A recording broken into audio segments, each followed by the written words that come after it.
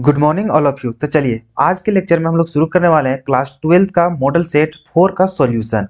तो जिस तरह से हम लोग सेट 1 सेट 2 सेट 3 का सॉल्यूशन हम लोग बहुत ही आराम तरीकों से बहुत ही इजी लैंग्वेज में पूरा अच्छा तरीका से कवर किया, उसी भांति हम लोग सेट 4 और सेट 5 का भी सॉल्यूशन आराम से पूरा कवर कर लेंगे। ठीक है, चलिए तो हम लोग लेट नहीं करते हैं, सेट 4 का सॉल्यूशन करना स्टार्ट करते हैं। तो देखिए क्वेश्चन नंबर फर्स्ट क्या बोल रहा है, what is the molecularity of the reaction. यहाँ पे बोल रहा है मोलिक्युलैरिटी हम लोग को क्या करना है, फाइंड आउट करना है। तो हम लोग जानते हैं मोलिक्युलैरिटी हम लोग को होता क्या है। तो जितना हम लोग को यहाँ पे देखते हैं कि कितना मोलिक्यूल में यहाँ पे हम लोग लिया गया, मतलब कितना मोल यहाँ पे हम लोग को प्रेजेंट रहता है, उतना ही को हम लोग क्या बोलते हैं, यहाँ पे मोलिक्युलैरिटी बोलते हैं। बस में तो जैसे कि हम लोग यहाँ पे लिखेंगे क्या चीज, मोलिक्युलैरिटी बराबर क्या चीज, मोलिक्युलैरिटी बराबर तो कितना हो जाएगा जी। तो आप बताइए, यहाँ पर देख रहे हैं कि कितना लिखा हुआ है, जो रिएक्टेंट होता है रिएक्टेंट के बाहर जो हम लोग को रहता है वही आपका क्या हो जाएगा, मोलिक्युलैरिटी हो जाएगा। ठीक है, तो यहाँ पे कितना लिखा हुआ है, 2 लिखा हुआ है। कितना लिखा हुआ है जी, 2। तो इसका कितना हो जाएगा, 2 हो जाएगा। ठीक है, आपको मान के चलिए कि यहाँ पे इस तरह से रहता, मान के चलिए कितना रहता, a प्लस बी रहता, क्या रहता, a प्लस बी रहता, यहाँ पर रहता है 2 और इस तरह से रहता और इधर रहता आपका प्रोडक्ट बना हुआ रहता। ठीक है, तो इस हिसाब से अगर आपको पूछता क्या चाहिए कि इसका मोलिक्युलैरिटी कितना होता, तो आप क्या करते हैं, यहाँ पे जितना यहाँ पे नंबर लिखा रहेगा सभी को क्या करेंगे, ऐड करेंगे। तो यहाँ पे कितना था,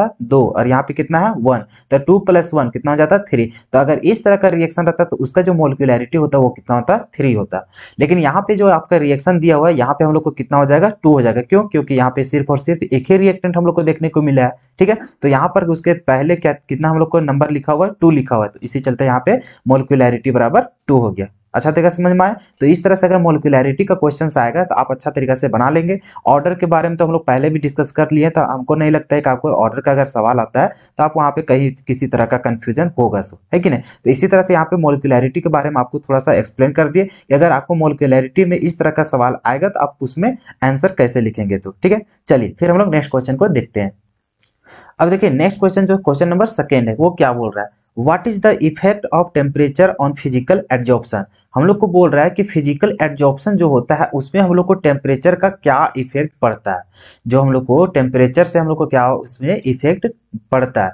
तो हम लोग जानते हैं कि टेम्परेचर अगर बढ़ाएंगे क्या चीज, अगर हम लोग टेम्परेचर बढ़ाएंगे तो फिजिकल जो एडजॉर्प्शन होता है वो क्या होगा, डिक्रीज होगा। क्या होता है जी, डिक्रीज होगा। तो हम लोग यहाँ पे बोलेंगे जो टेम्परेचर है क्या चीज, टेम्परेचर जो है वो हम लोग को इन्वर्सली प्रोपोर्शनल है। क्या चाहिए, इन्वर्सली प्रोपोर्शनल होता है हम लोग को किसका, तो फिजिकल एडजॉर्प्शन का। कितना, देखिए केमी ऑप्शन का अलग हो जाता है, बात समझ में आना। तो यहाँ पे हम लोग किसका बात कर रहे हैं, फिजिकल का। तो फिजिकल जो रहता है यहाँ पे क्या चीज, जो फिजिकल एडजॉर्प्शन है, फिजिकल एडजॉर्प्शन, फिजिकल एडजॉर्प्शन। ठीक है, तो ये आपका क्या हो जाएगा, तो ये आपका इन्वर्सली प्रोपोर्शनल का रिलेशन होता है। इसका मतलब टेम्परेचर अगर बढ़ाएंगे तो हम लोग को क्या होगा, फिजिकल एडजॉर्प्शन डिक्रीज होगा। बात समझ में आया।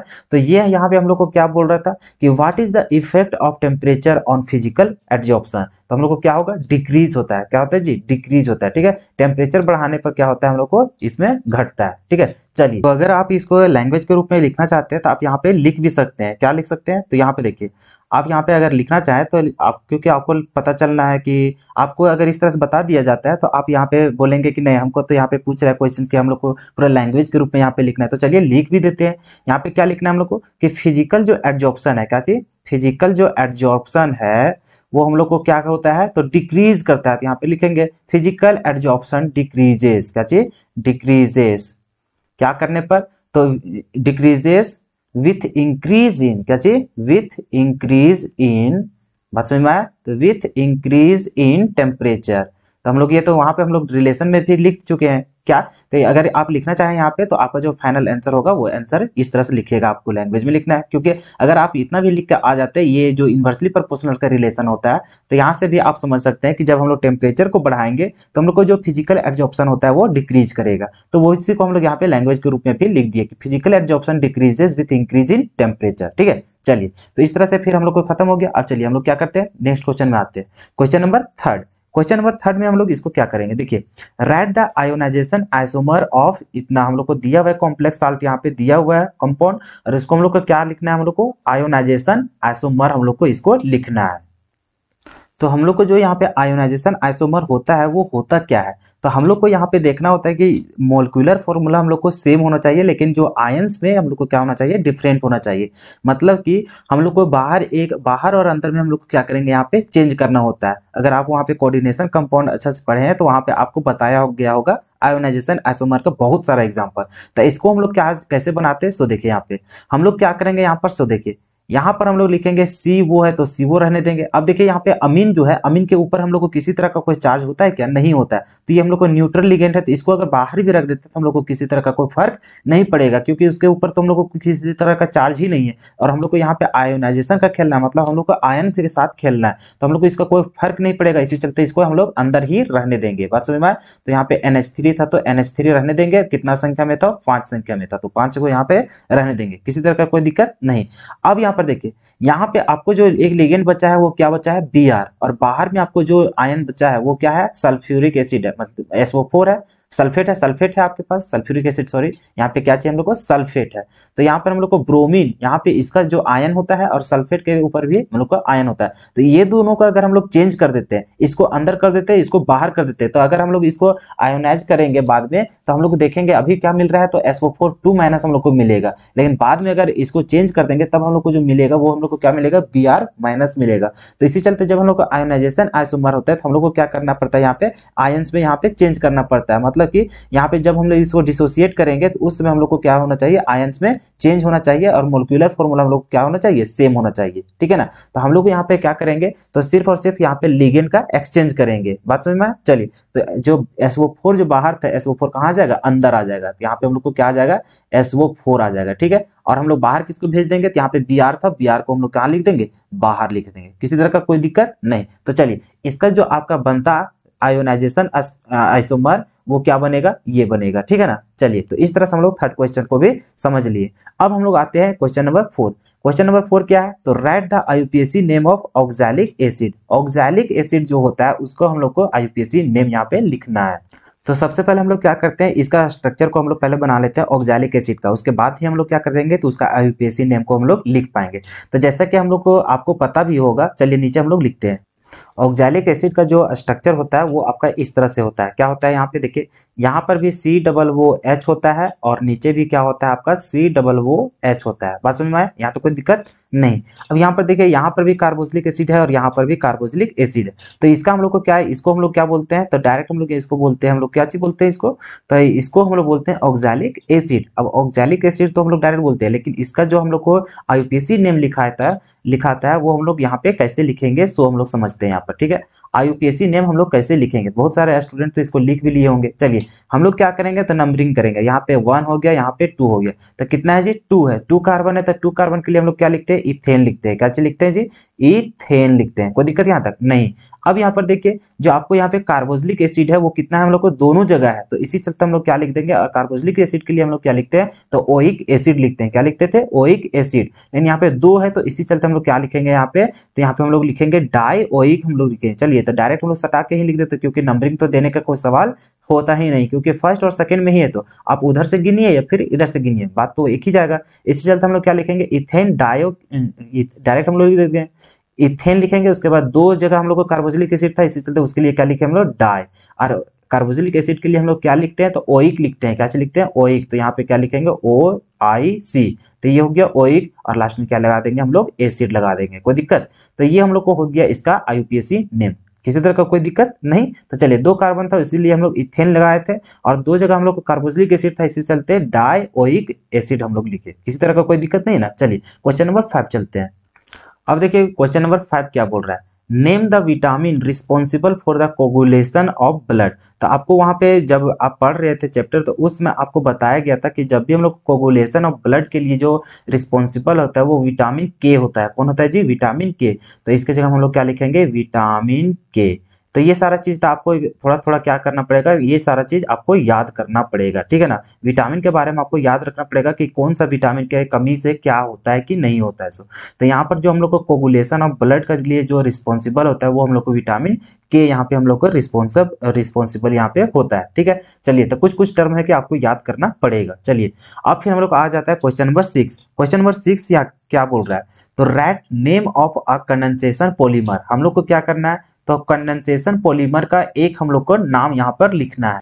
तो इसका जो नामकरण है आपको पहले भी सेट में आपको बताया गया था, जैसे कि सेट 2 में भी आपको एक्सप्लेन किया गया था कंडेंसेशन पॉलीमर के बारे में, तो वहां पर भी आपको एग्जांपल बताया गया था। तो चलिए, वहां पे अगर आप भूल गए हैं तो यहाँ पर आप याद कर लीजिएगा। तो कंडेंसेशन पॉलीमर का हम लोग बहुत सारा एग्जाम्पल लिख सकते हैं, जैसे कि हम लोग सेल्यूलोज लिख सकते हैं, स्टार्च लिख सकते हैं, बात समझ में आया? तो हम लोग यहाँ पे कुछ भी आप लिख लीजिए, क्या चीज लिख दे, दोनों हम यहाँ पे लिख देते हैं, आप एक यहाँ पे लिख लीजिएगा अपने अकॉर्डिंग, ठीक है, जो आपको अच्छा लगेगा। तो हम लोग क्या लिखेंगे यहाँ पे, सेल्यूलोज लिख देते हैं, क्या चीज, सेल्यूलोज लिख देते हैं, ठीक है। और सेकंड में हम लोग लिख देते हैं क्या चीज, यहाँ पे लिख देते हैं हम लोग स्टार्च, क्या लगा देते हैं हम लोग, स्टार्च। तो दो में से आपको जो लिखना है वो आप यहाँ पे लिख सकते हैं, ठीक है ना।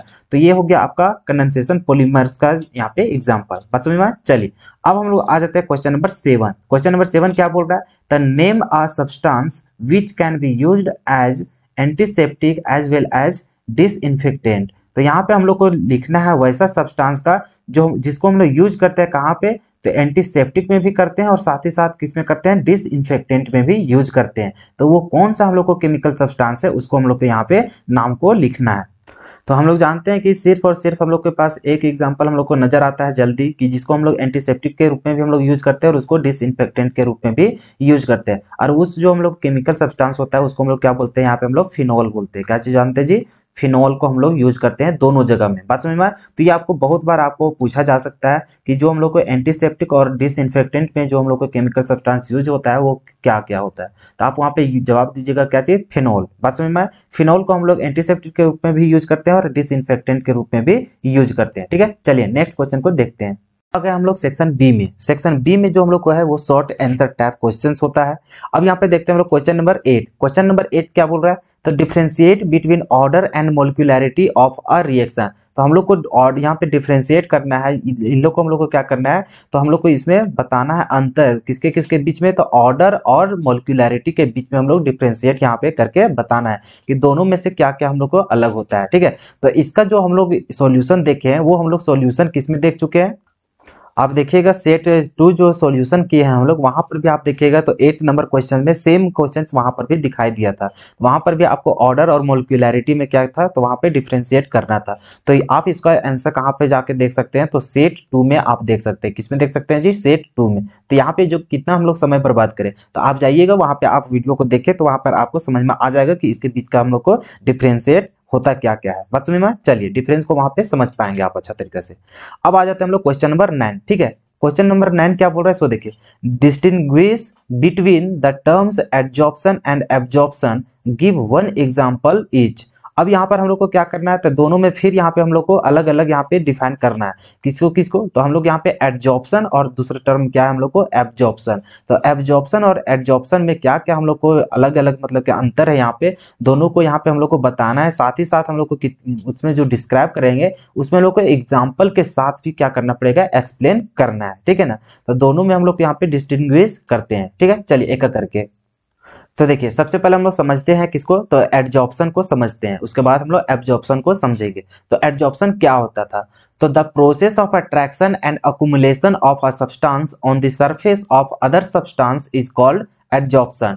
तो हम लोग यहाँ पे क्या करते हैं, तो ये हम लोग को प्रक्रिया होता है अट्रैक्शन करने का और एक जगह जमा करने का। क्या होता है, अट्रैक्शन और एक जगह संचित करने का, हम लोग को जमा करने का, ये हम लोग को क्या होता है, प्रोसेस होता है कोई भी सब्सटेंस का। किस पे, तो किसी अन्य जो सब्सटेंस होता है उसके सरफेस पे।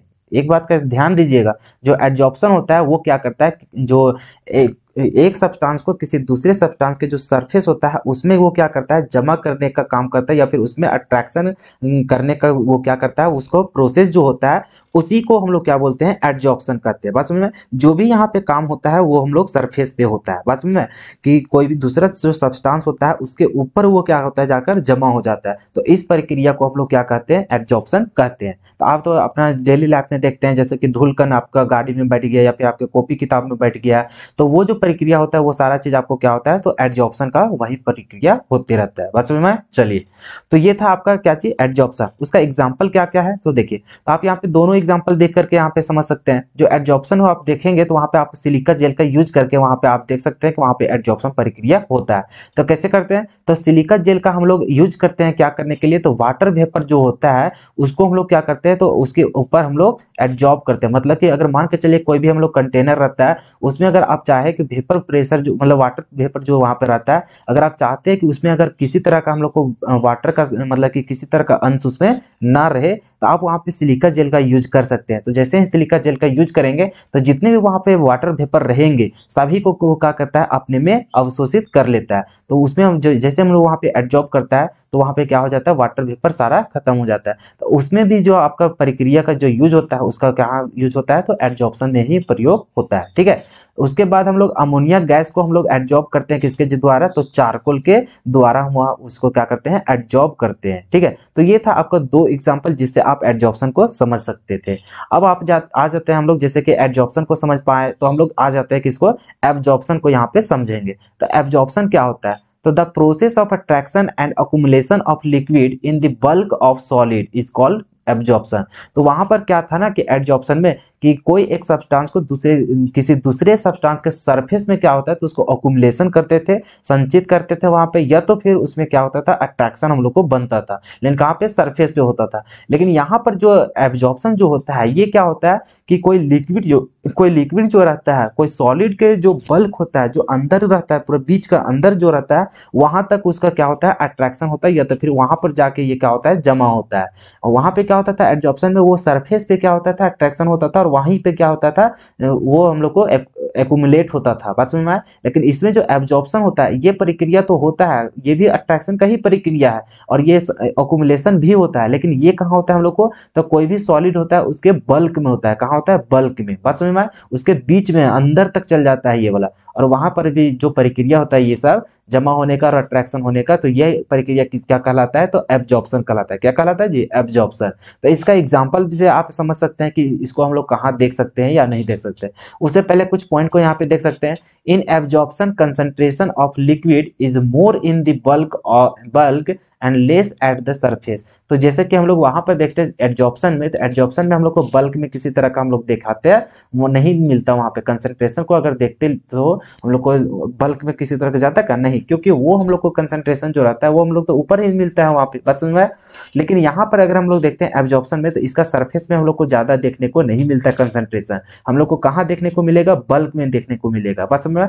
बल्क में इसी चलते क्योंकि ये अंदर तक चल जाता है, और अंदर तक जाता है तो ये अंदर ही क्या होता है, एब्जॉर्ब हो जाता है। तो ऊपर सरफेस में किसी तरह का हम लोग को देखने को मिलता नहीं है। इस चलते वहां पे बताया कि लेस कंसंट्रेशन वहां पे हम लोग को मिलता है, कहां पे, तो सरफेस पे। बात समझ में आया? चलिए, तो इस तरह से एब्जॉर्प्शन को भी समझ लिए। तो इसका जो हम लोग एग्जांपल देखेंगे तो देखिए यहाँ पे क्या लिखा हुआ है, soaking up spelled milk with a paper towel. तो यहाँ पे हम लोग को क्या करेंगे, तो जब हम लोग को कोई भी हम लोग को ले लेंगे पेपर टॉवल मतलब टॉवल, और यहाँ पे हम लोग क्या करेंगे, तो जो बिखरा हुआ जो मिल्क रहता है उसको हम लोग को सोखने का जब वहाँ पे काम करेंगे, तो वो देखेंगे आप कि जो पेपर रहता है, पेपर टॉवल जो रहता है उसके अंदर क्या हो जाएगा, सारा चीज एब्जॉर्ब हो जाता है। तो उसके कहाँ पहुंच जाता है, बल्क पोजिशन में वहां पे पहुंच जाता है। उसका सरफेस में सिर्फ नहीं रहता है, आप पोंछने से पोछाएगा नहीं। बात समझ में आया? वो कहाँ चल जाता है, अंदर तक उसमें क्या हो जाता है, एब्जॉर्ब हो जाता है। तो यहाँ से भी हम लोग समझ सकते हैं एब्जॉर्प्शन का प्रक्रिया को। ठीक है, चलिए, तो इस तरह से हम लोग यहाँ पे डिफाइन कर लिए एब्जॉर्प्शन और एडजॉर्प्शन को। ठीक है, चलिए अब फिर हम लोग आ जाते हैं नेक्स्ट क्वेश्चन में। तो नेक्स्ट क्वेश्चन क्या है, सो अब देखिए क्वेश्चन नंबर 10, यहाँ पे हम लोग 10 क्वेश्चन में पहुंच गए। ये क्वेश्चन क्या बोल रहा है, तो what is the oxidation number of central metal atom in each of the following. यहाँ पे हम लोग को निकालना है ऑक्सीडेशन नंबर, निकालना है क्या चीज, निकालना है ऑक्सीडेशन नंबर। किसको, तो सेंट्रल मेटल आइटम को हम लोग ऑक्सीडेशन नंबर निकालना है। तो यहाँ पे हम लोग को 3 क्वेश्चन दिया हुआ है, तीनों में से हम लोग को सेंट्रल मेटल आइटम का ऑक्सीडेशन नंबर फाइंड आउट करना है। तो चलिए बारीकी से एक करके हम लोग नीचे लिखते हैं और सभी को यहाँ पे एक्सप्लेन करेंगे कि कैसे ऑक्सीडेशन नंबर हम लोग निकालेंगे। ठीक है, चलिए, तो चलिए हम लोग को क्या करना है, यहाँ पे ऑक्सीडेशन नंबर हम लोग को निकालना है। किसका, तो सेंट्रल मेटल आइटम का यहाँ पे सभी को ऑक्सीडेशन नंबर फाइंड आउट करना है। तो चलिए एक एक करके हम लोग सभी को डिस्कस करते हैं।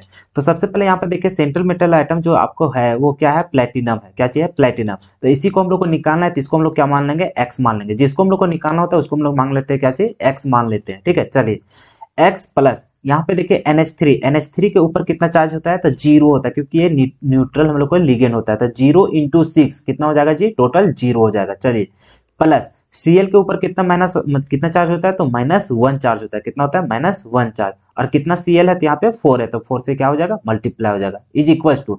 अब टोटल चार्ज कितना हो जाएगा तो 0 के इक्वल हो जाएगा। क्यों, क्योंकि ये जो हम लोग को है न्यूट्रल कॉम्प्लेक्स दिखाई दे रहा है, इसी चलते समेशन कितना हो जाएगा 0, क्योंकि किसी तरह का चार्ज दिखा क्या, नहीं दिखा, इसी चलते। अब यहाँ से क्या करेंगे हम लोग, x का वैल्यू निकालेंगे, कितना हो जाएगा देखिए यहाँ से -1 4 से मल्टीप्लाई हो जाएगा तो -4 हो जाएगा, और उधर जाएगा तो कितना हो जाएगा तो +4 हो जाएगा। कितना हो जाएगा, +4। ये आपको इस तरह से बनेगा, ठीक है। तो यहाँ से हम लोग क्या समझे कि जो प्लेटिनम का जो ऑक्सीडेशन नंबर होगा वो हम लोग को कितना हो जाएगा, 4 हो जाएगा। कितना हो जाएगा जी, 4। किसी तरह का कोई दिक्कत तो बताइए, नहीं होना चाहिए। चलिए, तो जो इसका ऑक्सीडेशन नंबर हो जाएगा वो कितना हो जाएगा हम लोग को, 4 हो जाएगा। बात समझ में आया। चलिए, तो फिर हम लोग नेक्स्ट क्वेश्चन को यहाँ पे डील करते हैं, उसका ऑक्सीडेशन नंबर कितना आएगा। सो यहाँ पे देखिए सेंट्रल मेटल आइटम क्या होगा, तो ये हो जाएगा क्या, तो Fe हो जाएगा। तो इसको निकालेंगे, तो सबसे पहले देखिए किससे निकालेंगे। सो यहाँ पे K है, K के ऊपर कितना चार्ज होता है तो +1 होता है, तो 1 इंटू 3 तो इतना हो जाएगा। चलिए प्लस, अब यहाँ पर देखिए हम लोग को क्या होगा। सो हम लोग फिर यहाँ पे इसको मान रहे हैं तो इसको मान लेंगे कितना, x मान लेंगे। चलिए प्लस Cn के ऊपर कितना चार्ज होता है जी, -1 चार्ज होता है। और कितना है यहाँ पे नंबर में, 6 है, तो 6 से मल्टीप्लाई कर देंगे। चलिए बराबर, पूरा यहाँ पे देखिए किसी तरह का चार्ज दिखा क्या, नहीं, तो न्यूट्रल कॉम्प्लेक्स है, इसी चलते कितना सम हो जाएगा, 0 के इक्वल हो जाएगा। चलिए इसको यहाँ पे देखिए हम लोग x का मान निकालेंगे, तो कितना हो जाएगा देखिए यहाँ पे -6 हो जाएगा, और यहाँ से +3 हो जाएगा, तो -6 और +3 हो जाके -3 हो जाएगा, और उधर बराबर के उधर जाएगा तो कितना हो जाएगा आपका, +3 हो जाएगा। कितना हो जाएगा, +3। तो इस तरह से यहाँ पर देखें कि हम लोग यहाँ पे Fe के ऊपर का चार्ज जो निकलेगा वो कितना हो गया, तो 3 हो गया। कितना आ गया जी, +3 आ गया। कितना आ गया, +3 चार्ज, ठीक है। तो इस तरह से हम लोग सेकंड भी डिस्कस कर लिए।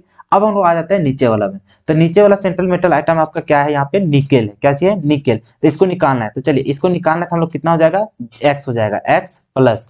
अब यहाँ पर देखिए CO के ऊपर जो हम लोग को चार्ज होता है वो कितना होता है, तो हम लोग जानते हैं कि ये भी हम लोग कैसा है, हम लोग को न्यूट्रल लिगेंड होता है, ठीक है। तो ये हम लोग को CO जो होता है, कार्बोनाइल जो होता है, ये हम लोग को क्या होता है, इसके ऊपर चार्ज किसी तरह का होता ही नहीं, इस चलते ये 0 का इक्वल हो जाता है।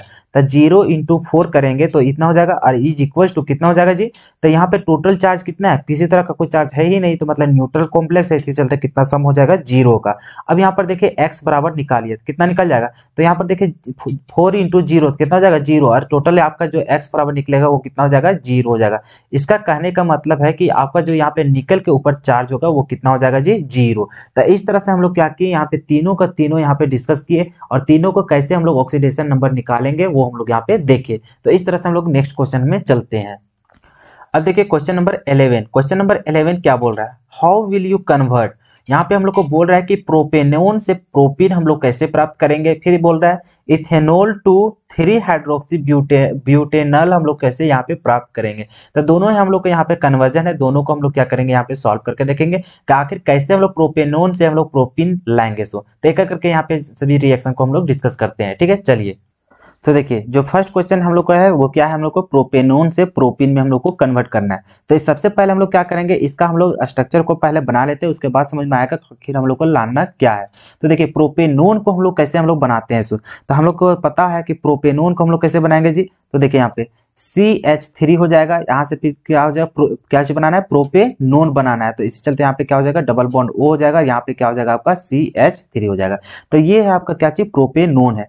तो यहाँ से आपको लाना क्या है, तो आपको लाना है इससे, आपको लाना है प्रोपीन। तो प्रोपीन आपका कैसे बनेगा, तो देखिए CH3C और आपका प्रोपीन लाना है, तो यहाँ पे क्या हो जाएगा CH और यहाँ से डबल बॉन्ड और यहाँ पे क्या हो जाएगा CH2। तो ये हो गया आपका प्रोपीन और ये हो गया आपका प्रोपेनोन हो गया। तो आपको यहाँ से लेकर के यहाँ तक लाना है। तो आप कैसे आप आखिर काम करेंगे तो जिससे आपको ये प्रोडक्ट बनेगा।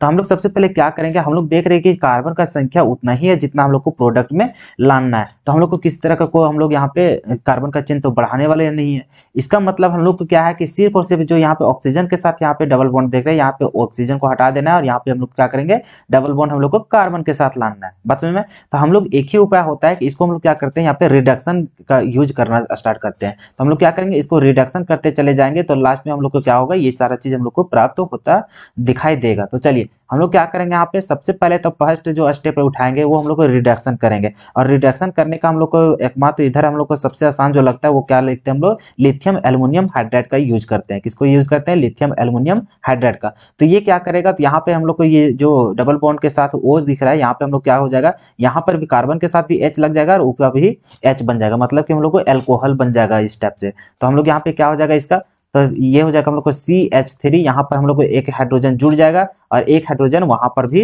जुड़ जाएगा। तो यहाँ पे OH हो गया इस तरह से और यहाँ पर क्या हो गया CH3। अब हम लोग को क्या करना है, यहाँ से फिर हम लोग क्या करेंगे, यहाँ पे अल्कीन लाने का मतलब कि प्रोपीन लाने का हम लोग यहाँ पे काम करेंगे। तो हम लोग क्या जानते हैं कि अगर यदि यहाँ पे हम लोग H2SO4 के साथ अगर रिएक्ट करवा देंगे तो क्या हो जाएगा, यहाँ से वाटर निकल जाएगा और यहाँ पर कार्बन कार्बन के बीच में क्या हो जाएगा, डबल बॉन्ड बन जाएगा। तो इसी चलते हम लोग यहाँ पे डायरेक्ट क्या करेंगे, तो यहाँ पर जो हम लोग को काम करेंगे वो हम लोग यहाँ पे क्या कर देंगे, तो H2SO4 का यहाँ पे रिएक्ट करवा देंगे। क्या करेंगे, H2SO4 से अगर रिएक्शन करवा देंगे तो डायरेक्ट हम लोग को वो प्रोडक्ट बन जाता है। बात समझ में आया। तो ये था हम लोग का कन्वर्जन। तो हम लोग को प्रोपेनोन से हम लोग को प्रोपिन जो लाना था हम लोग को 2 स्टेप में बन गया। पहले हम लोग क्या किए, तो जो प्रोपेनोन था उसको हम लोग लिथियम एल्युमिनियम हाइड्राइड के साथ हम लोग किए, तो जिससे वो हम लोग को रिडक्शन प्रक्रिया होता था, तो उसमें हम लोग को क्या हो गया, तो यहाँ पे हम लोग को अल्कोहल के रूप में हम लोग को बदल गया। अब अल्कोहल में बदला तो उसको हम लोग आराम से उस अल्कोहल से हम लोग क्या करते हैं, तो अल्कीन में प्राप्त कर लेते हैं। कैसे, तो H2SO4 से रिएक्शन करवा के। ठीक है, तो चलिए इस तरह से हम लोग क्या किए, फर्स्ट का जो यहाँ पे कन्वर्जन था उसको हम लोग यहाँ पे कैलकुलेट कर लिए, सॉल्व कर लिए। ठीक है, चलिए फिर नेक्स्ट क्वेश्चन क्या था उसको देखते हैं। अब देखिए हम लोग को नेक्स्ट जो बनाना है वो हम लोग को क्या बनाना है, इथेनॉल से 3 हाइड्रोक्सी ब्यूटेनॉल हम लोग को प्राप्त करना है। तो यहाँ पे हम लोग क्या करेंगे, सबसे पहले सभी को स्ट्रक्चर यहाँ पे बनाने की कोशिश करेंगे। तो इथेनॉल जो बनता है वो हम लोग को कैसा बनता है, तो इथेनॉल हम लोग को इस तरह से बनता है। क्या बनेगा, हम लोग को CH3 यहाँ से हो जाएगा CH2 और यहाँ पे क्या हो जाएगा OH हो जाएगा। ठीक है, और यहाँ से जो हम लोग को प्राप्त करना है वो हम लोग को क्या बनाना है, तो 3 हाइड्रोक्सी ब्यूटेनॉल है। तो इसका पहले स्ट्रक्चर बना लेते हैं ब्यूटेनॉल का। तो यहाँ पे क्या हो जाएगा हम लोग को CH3 और यहाँ पे क्या हो जाएगा जी, यहाँ पे हम लोग को हो जाएगा CH हो जाएगा और यहाँ से हो जाएगा CH2 और यहाँ से हो जाएगा हम लोग को क्या चाहिए CH वो हो जाएगा। ठीक है, और यहाँ पर हम लोग को क्या हो जाएगा, यहाँ से हम लोग को लाना पड़ेगा क्या चीज OH, तब हम लोग को क्या हो जाएगा, देखिए 3 हाइड्रोक्सी लाना था तो इधर से गिनती करेंगे 1 2 3, 3 पे हम लोग को क्या चाहिए गया OH आ गया, तो जिसको हम लोग 3 हाइड्रोक्सी यहाँ पे बोलेंगे। ब्यूटेनॉल तो 4 कार्बन होना चाहिए, 1 2 3 4, 4 कार्बन भी आ गया। अब यहाँ पे Al है, ब्यूटेनॉल था, तो इससे चलते लास्ट में हम लोग को क्या होना चाहिए, एल्डिहाइड होना चाहिए। तो हम लोग को यहाँ से लेकर के यहाँ तक पहुंचना है। तो हम लोग किस तरह से वहां पे हम लोग पहुंचेंगे, सो देखिए। तो सबसे पहले हम लोग यहाँ पे कलर चेंज कर लेते हैं ताकि आपको और अच्छा तरीका से दिखेगा, तो मजा आएगा थोड़ा पढ़ने में। ठीक है, चलिए तो यहाँ पे हम लोग को कन्वर्जन बनाना है और यहाँ पे पहुंचना है। तो हम लोग को इसको क्या करेंगे, तो हम लोग को बहुत सारा दिमाग लगाना पड़ेगा। तो आप अगर ज़्यादा से ज़्यादा अगर ऑर्गेनिक अच्छा तरीके से पढ़े होंगे और अगर आप खूब ज़्यादा क्वेश्चंस को यहाँ पे प्रैक्टिस किए होंगे तो आपको समझ में आ गया होगा तुरंत में कि आपको करना क्या क्या है। और नहीं तो आप थोड़ा सा यहाँ पे ध्यान दीजिएगा और कोशिश कीजिएगा जितना से जितना ज़्यादा हो सके आप मेहनत करने की कोशिश करें। अभी से जितने भी कन्वर्जन होंगे आपके बोर्ड एग्जाम में पूछे गए होंगे सभी को आप कैलकुलेट कीजिए और कोशिश कीजिए कि जितना एनसीईआरटी में कन्वर्जन है उसे भी आप सॉल्व करने का। ठीक है, उतना आप कर लेते तो आपका बहुत ही ज़्यादा हो जाएगा। ठीक है, चलिए तो यहाँ पे हम लोग क्या करेंगे, इससे हम लोग क्या करेंगे, यहाँ पे एल्डिहाइड में बदलने की कोशिश करेंगे। अब इसको डायरेक्ट हम लोग क्या करेंगे, क्योंकि हम लोग वहां तक पहुंचना है, अभी बताएंगे क्यों आखिर हम लोग कर रहे हैं। अगर हम लोग एल्डिहाइड में बदल लेंगे ना तो हम लोग को क्या हो जाएगा, बहुत आराम हो जाएगा यह रिएक्शन को करने के लिए। क्योंकि हम लोग को एक चीज यहाँ पे हम लोग को चमक रहा है, क्या चीज दिख रहा है, एक चीज हम लोग को चमक रहा है। आपको नहीं चमक रहा है तो बात की बात है। चलिए अभी आपको भी दिखा देंगे कैसे वहां पे क्या हम लोग को दिख रहा है। सो हम लोग क्या करेंगे, इसको हम लोग क्या कैसे हम लोग बदलना है, तो इसको हम लोग को बनाना है एल्डिहाइड में। क्या बनाना है, एल्डिहाइड में। तो कैसे बनाएंगे, तो हम लोग के पास एक उपाय है, एक उपाय का 2 उपाय है। या तो फिर हम कॉपर का यूज कर लेते हैं, क्या जी, अगर हम कॉपर का यूज कर लेंगे तब हम लोग क्या हो जाएगा, यहाँ पे एल्डिहाइड में डायरेक्ट हम लोग को बदल जाता है। हाँ, लेकिन थोड़ा सा हम लोग को टेम्परेचर जो यहाँ पे देने का बात आता है वो हम लोग को थोड़ा सा याद होना पड़ेगा कि 573 केल्विन हम लोग यहाँ पे यूज करेंगे कॉपर के साथ, तब हम लोग को क्या होगा, ये हम लोग को डायरेक्ट एल्डिहाइड में कन्वर्ट हो जाता है। अगर आपको नहीं यूज करना है ये वाला तो हम लोग आपको यूज करने के लिए बताया गया होगा। आप यहाँ पे एक चीज और यूज सकते हैं, क्या चीज, पीसीसी का यूज कर सकते हैं। क्या चीज, पीसीसी का। तो पीसीसी का यूज करेंगे तो ये आपका एल्डिहाइड में ही रुक जाएगा। बात समझ में आए, एल्डिहाइड में ही सिर्फ रुक जाएगा। तो अब इसको क्या करेंगे, तो एल्डिहाइड में इसको कन्वर्ट करना है। तो चलिए हम लोग को जो यहाँ पे बनेगा वो क्या बनेगा, सो देखिए CH3 यहाँ से बन जाएगा, डायरेक्ट हम लोग को क्या हो जाएगा, एल्डिहाइड में हम लोग को यहाँ पे कन्वर्ट हो जाएगा। समझ में आया, तो ये हम लोग को हो जाएगा डबल बॉन्ड O और यहाँ से क्या हो जाएगा H। तो ये हो गया हम लोग को क्या चीज, एल्डिहाइड हो गया। क्या चीज हो गया जी, एल्डिहाइड में ये हम लोग को बदल गया। चलिए यहाँ पे हम लोग क्या चीज लिख देते हैं, एल्डिहाइड। ठीक है, ताकि आपको पता चलते रहे कि आखिर हम लोग कर क्या क्या रहे हैं। चलिए अब यहाँ से हम लोग को डायरेक्ट इससे हम लोग ये चीज प्राप्त कर सकते हैं। और एक चीज और गौर कर लीजिएगा कि हम लोग को जो जैक बोर्ड में जितने भी क्वेश्चन पूछा जाता है ना कन्वर्जन को लेकर के, तो कोशिश होता है कि आपका जो कन्वर्जन होता है वो 1 से 2 स्टेप में ही बनाने के लिए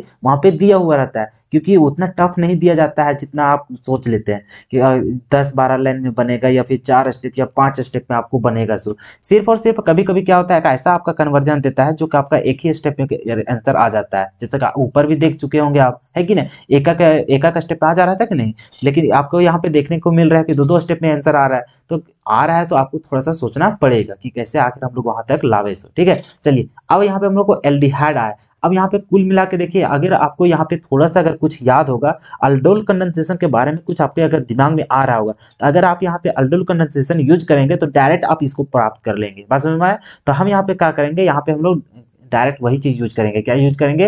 अल्डोल कंडेंसेशन का यहाँ पे यूज करेंगे। ठीक है, तो अल्डोल कंडेंसेशन का हम लोग यूज कैसे करते थे, तो यह हम लोग एल्डिहाइड या फिर हम लोग कीटोन का यूज करते थे, और किसके साथ हम लोग, तो डाइल्यूट NaOH या KOH के साथ हम लोग यहाँ पे रिएक्शन करवाते थे। तो वो हम लोग को क्या होता था, तो अल्डोल कंडेंसेशन वहाँ पे हम लोग को होता था, और वो उससे हम लोग को क्या मिलता था, तो वो हम लोग को मिलता था बीटा हाइड्रोक्सी मिलता था। क्या मिलता था? बीटा हाइड्रोक्सी हम लोग को मिलता था। ठीक है, चलिए, तो इस तरह से हम लोग यहाँ पे प्रोडक्ट हम लोग बना सकते थे। तो यहाँ पर भी हम लोग उसी तरह से बनाएंगे। तो हम लोग क्या करते थे, एल्डिहाइड और कीटोन जो रहता था उसको हम लोग डायरेक्ट हम लोग डाइल्यूट NaOH या KOH के साथ हम लोग रिएक्ट करवाते थे, तो डायरेक्ट हम लोग को ये प्रोडक्ट हम लोग को मिलता था जो कि बीटा हाइड्रोक्सी हम लोग को रहता था, है कि नहीं। तो उसी तरह से यहाँ पे देखिए एल्डिहाइड है, यहाँ पे देखिए अल्फा ये हो जाएगा और बीटा यहाँ पे मिलेगा, बीटा पे हम लोग को क्या चाहिए, हाइड्रोक्सी है, तो उसी भांति हम लोग को ये भी मिलेगा। बात समझ में आया? तो इसमें हम लोग क्या करेंगे, डायरेक्ट हम लोग यहाँ पे डाइल्यूट NaOH के साथ हम लोग क्या करेंगे, यहाँ पे रिएक्ट करवा देंगे। ठीक है ना, तो हम लोग को क्या मिल जाएगा, वही चीज हम लोग को प्रोडक्ट मिल जाएगा। ठीक है, और ये जो रिएक्शन होता था इसको हम लोग क्या बोलते हैं, अल्डोल कंडेंसेशन हम लोग को बोलते हैं। क्या बोलते हैं जी?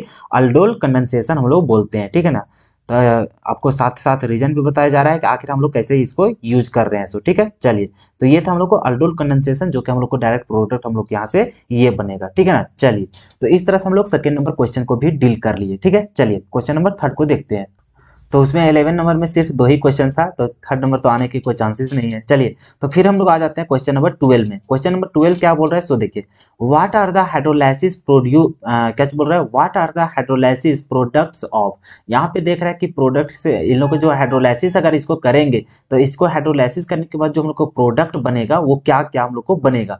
फर्स्ट हम लोग को सुक्रोज को अगर हम लोग हाइड्रोलाइसिस करेंगे तो क्या बनेगा, लैक्टोज को अगर हाइड्रोलाइसिस करेंगे तो क्या बनेगा, फिर हम लोग माल्टोज को अगर हाइड्रोलाइसिस करेंगे तो क्या बनेगा। तो तीनों को एक एक करके हम लोग क्या करते हैं, हाइड्रोलाइसिस करके देखते हैं, जो प्रोडक्ट बनेगा उसी को हम लोग को फाइनल आंसर लिखना था। ठीक है, चलिए एक एक करके डिस्कस करते हैं।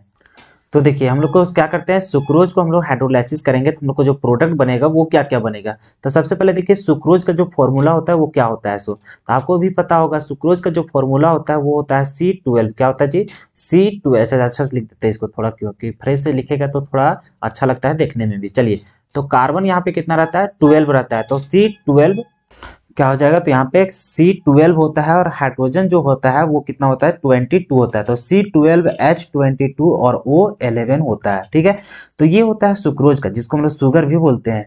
तो ये होता है सुक्रोज का फॉर्मूला, और इसमें जैसे हम लोग हाइड्रोलाइसिस करते हैं, क्या चाहिए, हाइड्रोलाइसिस जैसे हम लोग करते हैं, मतलब कि यहाँ पे किसके साथ कराते हैं, तो H2O के साथ जैसे हम लोग इसको रिएक्ट करवाते हैं तो ये क्या हो जाता है, तो हम लोग को ग्लूकोज और फ्रुक्टोज में क्या होता है, टूट जाता है। क्या चीज में, तो ग्लूकोज और फ्रुक्टोज में हम लोग को टूट जाता है। तो इसका जो फॉर्मूला होता है वो क्या होता है, तो C6H12 वो 6 में टूट जाता है, और वो उसका भी जो फॉर्मूला होता है वो भी उसी तरह से होता है, C6H12 वो कितना होता है, 6 होता है। ठीक है, तो बस वही है कि दोनों का नाम अलग अलग हो जाता है, एक हो जाता है ग्लूकोज, ये क्या हो जाता है जी, ग्लूकोज हो जाता है, और वो क्या हो जाता है, फ्रुक्टोज हो जाता है। क्या हो जाता है, फ्रुक्टोज। ठीक है, तो देखिए हम लोग जान गए यहाँ पे कि जैसे ही हम लोग क्या करेंगे, तो शुगर को जैसे ही हम लोग यहाँ पे हाइड्रोलाइसिस करेंगे तो जो हम लोग को प्रोडक्ट जो बनेगा वो क्या क्या बनेगा, हम लोग को ग्लूकोज बनेगा और फ्रुक्टोज बनेगा, जिसका फॉर्मूला भी आपको यहाँ पे दिख गया। और ऐसे भी देखिए यहाँ पे हम लोग इसको जब तोड़ेंगे तो हम लोग जान गए ना कि ग्लूकोज और फ्रुक्टोज का इसी तरह फॉर्मूला होता है। शुगर में यहाँ पे देखिए यहाँ पे H2O था, मतलब 2 को हाइड्रोजन यहाँ पे और बढ़ेगा तो यहाँ पे कितना हो जाएगा 24 हो जाएगा, और एक ऑक्सीजन आ जाएगा यहाँ पे तो कितना हो जाएगा 12 हो जाएगा, और यहाँ से 12 यहाँ से 12 तो कितना हो जाएगा 6 बढ़ जाएगा, तो यहाँ पर देखिए 6 बटा कि नहीं बटा, चलिए, और यहाँ पे कितना हो जाएगा 24 हो जाएगा इस हाइड्रोजन को मिला करके, तो यहाँ पे कितना कितना यहाँ पे डिवाइड होगा तो 12 तो देखिए यहाँ पर भी 12 आ गया और यहाँ पर भी 12 आ गया, बात समझ में आया? इसी चलते इसको हाइड्रोलाइसिस किया जाता है, तब वो हम लोग को प्राप्त होता है ग्लूकोज और फ्रुक्टोज होता है, ठीक है। चलिए, तो इसी तरह से हम लोग को क्या है लैक्टोज है, क्या चीज है लैक्टोज, इसको डिस्कस करते हैं।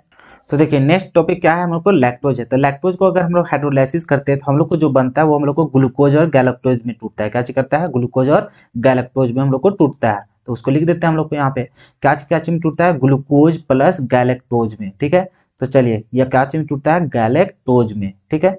तो इस तरह से हम लोग यहाँ पे देखें कि हम लोग को जब लैक्टोज को हम लोग हाइड्रोलाइसिस करते हैं तो ग्लूकोज और गैलेक्टोज में टूटता है। तो इसका भी हम लोग अगर फॉर्मूला के हिसाब से देखें तो लैक्टोज का भी फॉर्मूला बस उसी तरह से होता है जो हम लोग को शुगर का होता है, कितना होता है जी, तो हम लोग यहाँ पे देखेंगे C12 होता है वो 22 होता है, और यहाँ पे H, अच्छा सॉरी कितना उल्टा हम लोग यहाँ लिख दिए हैं कि नहीं, तो यहाँ पे हम लोग को क्या हो जाएगा तो C12 यहाँ पे H22 होता है, उल्टा हम लोग वो पहले थोड़ी ना होता है H ना होता है, तो C12 H22 और यहाँ पे O कितना होता है यहाँ पे 11 होता है, और इसको भी हाइड्रोलाइसिस जो करते हैं ये क्या चीज होता है हम लोग के यहाँ पे वाटर ही तो रहता है। अब ये दोनों हम लोग को टूट जाता है, ग्लूकोज और गैलेक्टोज का भी फॉर्मूला क्या होता है सेम होता है, तो यहाँ पर हम लोग क्या चीज में टूटेगा तो C6H12 वो 6 में टूटेगा, और फिर उसी तरह से हम लोग को इसमें भी ये वाला भी क्या टूटेगा तो उसी तरह से C6H12 और वो 6 में ये भी टूटेगा, ठीक है। तो इस तरह से हम लोग यहाँ पे देखें कि लैक्टोज को अगर हाइड्रोलाइसिस करेंगे तो हम लोग को क्या क्या प्राप्त होगा, तो ग्लूकोज और गैलेक्टोज यहाँ पे प्राप्त होगा, ठीक है। चलिए नेक्स्ट क्वेश्चन को फिर देखते हैं।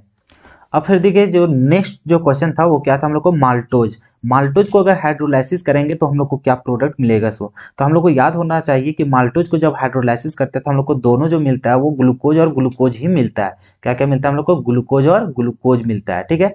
चलिए तो यहाँ पे लिखेंगे ग्लूकोज प्लस ग्लूकोज मिलता है, यहाँ पे बात समझ में आया ना। चलिए तो ग्लूकोज प्लस ग्लूकोज, तो यहाँ पे माल्टोज का अगर फॉर्मूला को देखा जाए तो इसका भी उसी तरह का फॉर्मूला होता है, क्या होता है तो तीनों का सेम ही हो जाता है, ठीक है ना। क्या हो जाएगा इसका, तो इसका हो जाएगा C12H22 वो 11 होगा, ठीक है। और इसको भी हाइड्रोलाइसिस कर रहे हैं, मतलब कि यहाँ पे क्या डाल रहे हैं H2O डाल रहे हैं, ठीक है। तो फिर उसी तरह से किसमें टूटता है ग्लूकोज और गैलेक्टोज में, मतलब ग्लूकोज और ग्लूकोज में टूटता है, और इसका फॉर्मूला क्या होता है तो उसी तरह से C6H12 वो 6 ये होता है, प्लस में फिर क्या टूट जाएगा C6H12 वो 6 में टूटेगा। तो ये था आपको हाइड्रोलाइसिस करने पर क्या क्या प्रोडक्ट बनेंगे। सो तो हम लोग को यहाँ पे देखें कि क्वेश्चन नंबर 12 में हम लोग को सुक्रोज था, लैक्टोज था और माल्टोज था, तीनों को हाइड्रोलाइसिस करने पर जो प्रोडक्ट बनता है उसको हम लोग को लिखना था। तो हम लोग तीनों को यहाँ पे रिएक्शन के भांति यहाँ पे समझने की कोशिश किए, तो हम लोग को क्या क्या प्रोडक्ट मिला वो भी हम लोग यहाँ पे देख लिए। तो चलते हैं फिर नेक्स्ट क्वेश्चन में क्या बोलता है। तो देखिए नेक्स्ट क्वेश्चन है हम लोग को क्वेश्चन नंबर 13। क्वेश्चन नंबर 13 क्या बोल रहा है उसको हम लोग पहले यहाँ पे बारीकी से समझने की कोशिश करते हैं। क्या बोल रहा है, डिफाइन द टर्म पॉलीमराइजेशन, हम लोग को बताना है यहाँ पे पॉलीमराइजेशन जो होता है उसको हम लोग को यहाँ पे डिफाइन करना है कि क्या होता है पॉलीमराइजेशन। फिर आगे बोल रहा है differentiate between natural and synthetic polymers, बात समझ में आए। यहाँ पे हम लोग को डिफ्रेंशिएट करना है किसके किसके बीच में, तो नेचुरल और सिंथेटिक पॉलीमर्स के बीच में हम लोग को डिफ्रेंशिएट करना है, वो भी साथ में कैसा है तो एग्जांपल के साथ हम लोग को क्या करना पड़ेगा तो डिफ्रेंशिएट करना पड़ेगा। तो सबसे पहले हम लोग को जानना पड़ेगा पॉलीमराइजेशन होता क्या है, उसको पहले एक्सप्लेन करेंगे, उसके बाद फिर हम लोग इसको क्या करेंगे डिफ्रेंशिएट करेंगे किसको किसको, तो नेचुरल और सिंथेटिक पॉलीमर्स को यहाँ पे हम लोग एग्जाम्पल के सहित हम लोग क्या करेंगे उसको यहाँ पे डिफ्रेंशिएट करेंगे। तो चलिए बारीकी से हम लोग इसको समझने की कोशिश करते हैं। तो हम लोग को पूछा था क्या चाहिए पॉलीमराइजेशन को हम लोग को एक्सप्लेन करना था। क्या होता है पॉलीमराइजेशन, तो the process by which polymer can be prepared is called polymerization reaction. तो पॉलीमराइजेशन क्या होता है, तो वह प्रोसेस जिसके द्वारा हम लोग को पॉलीमर क्या होता है, तो पॉलीमर से हम लोग को क्या चाहिए पॉलीमर हम लोग को निर्माण किया जाता है, क्या चाहिए वह प्रोसेस जिसके द्वारा हम लोग को क्या होता है पॉलीमर हम लोग को प्रिपेयर किया जाता है, तो वो प्रोसेस को हम लोग क्या बोलते हैं पॉलीमराइजेशन रिएक्शन हम लोग बोलते हैं, ठीक है। तो पॉलीमराइजेशन कुछ नहीं है, हम लोग को पॉलीमर को जो निर्माण करने का जो प्रोसेस होता है उसको हम लोग पॉलीमराइजेशन करते हैं। अब हम लोग को डिफ्रेंशिएट करना था किसके किसके बीच में, तो नेचुरल पॉलीमर और सिंथेटिक पॉलीमर में हम लोग को डिफरेंशिएट करना था। तो सबसे पहले देखते हैं कि नेचुरल पॉलीमर होता क्या है।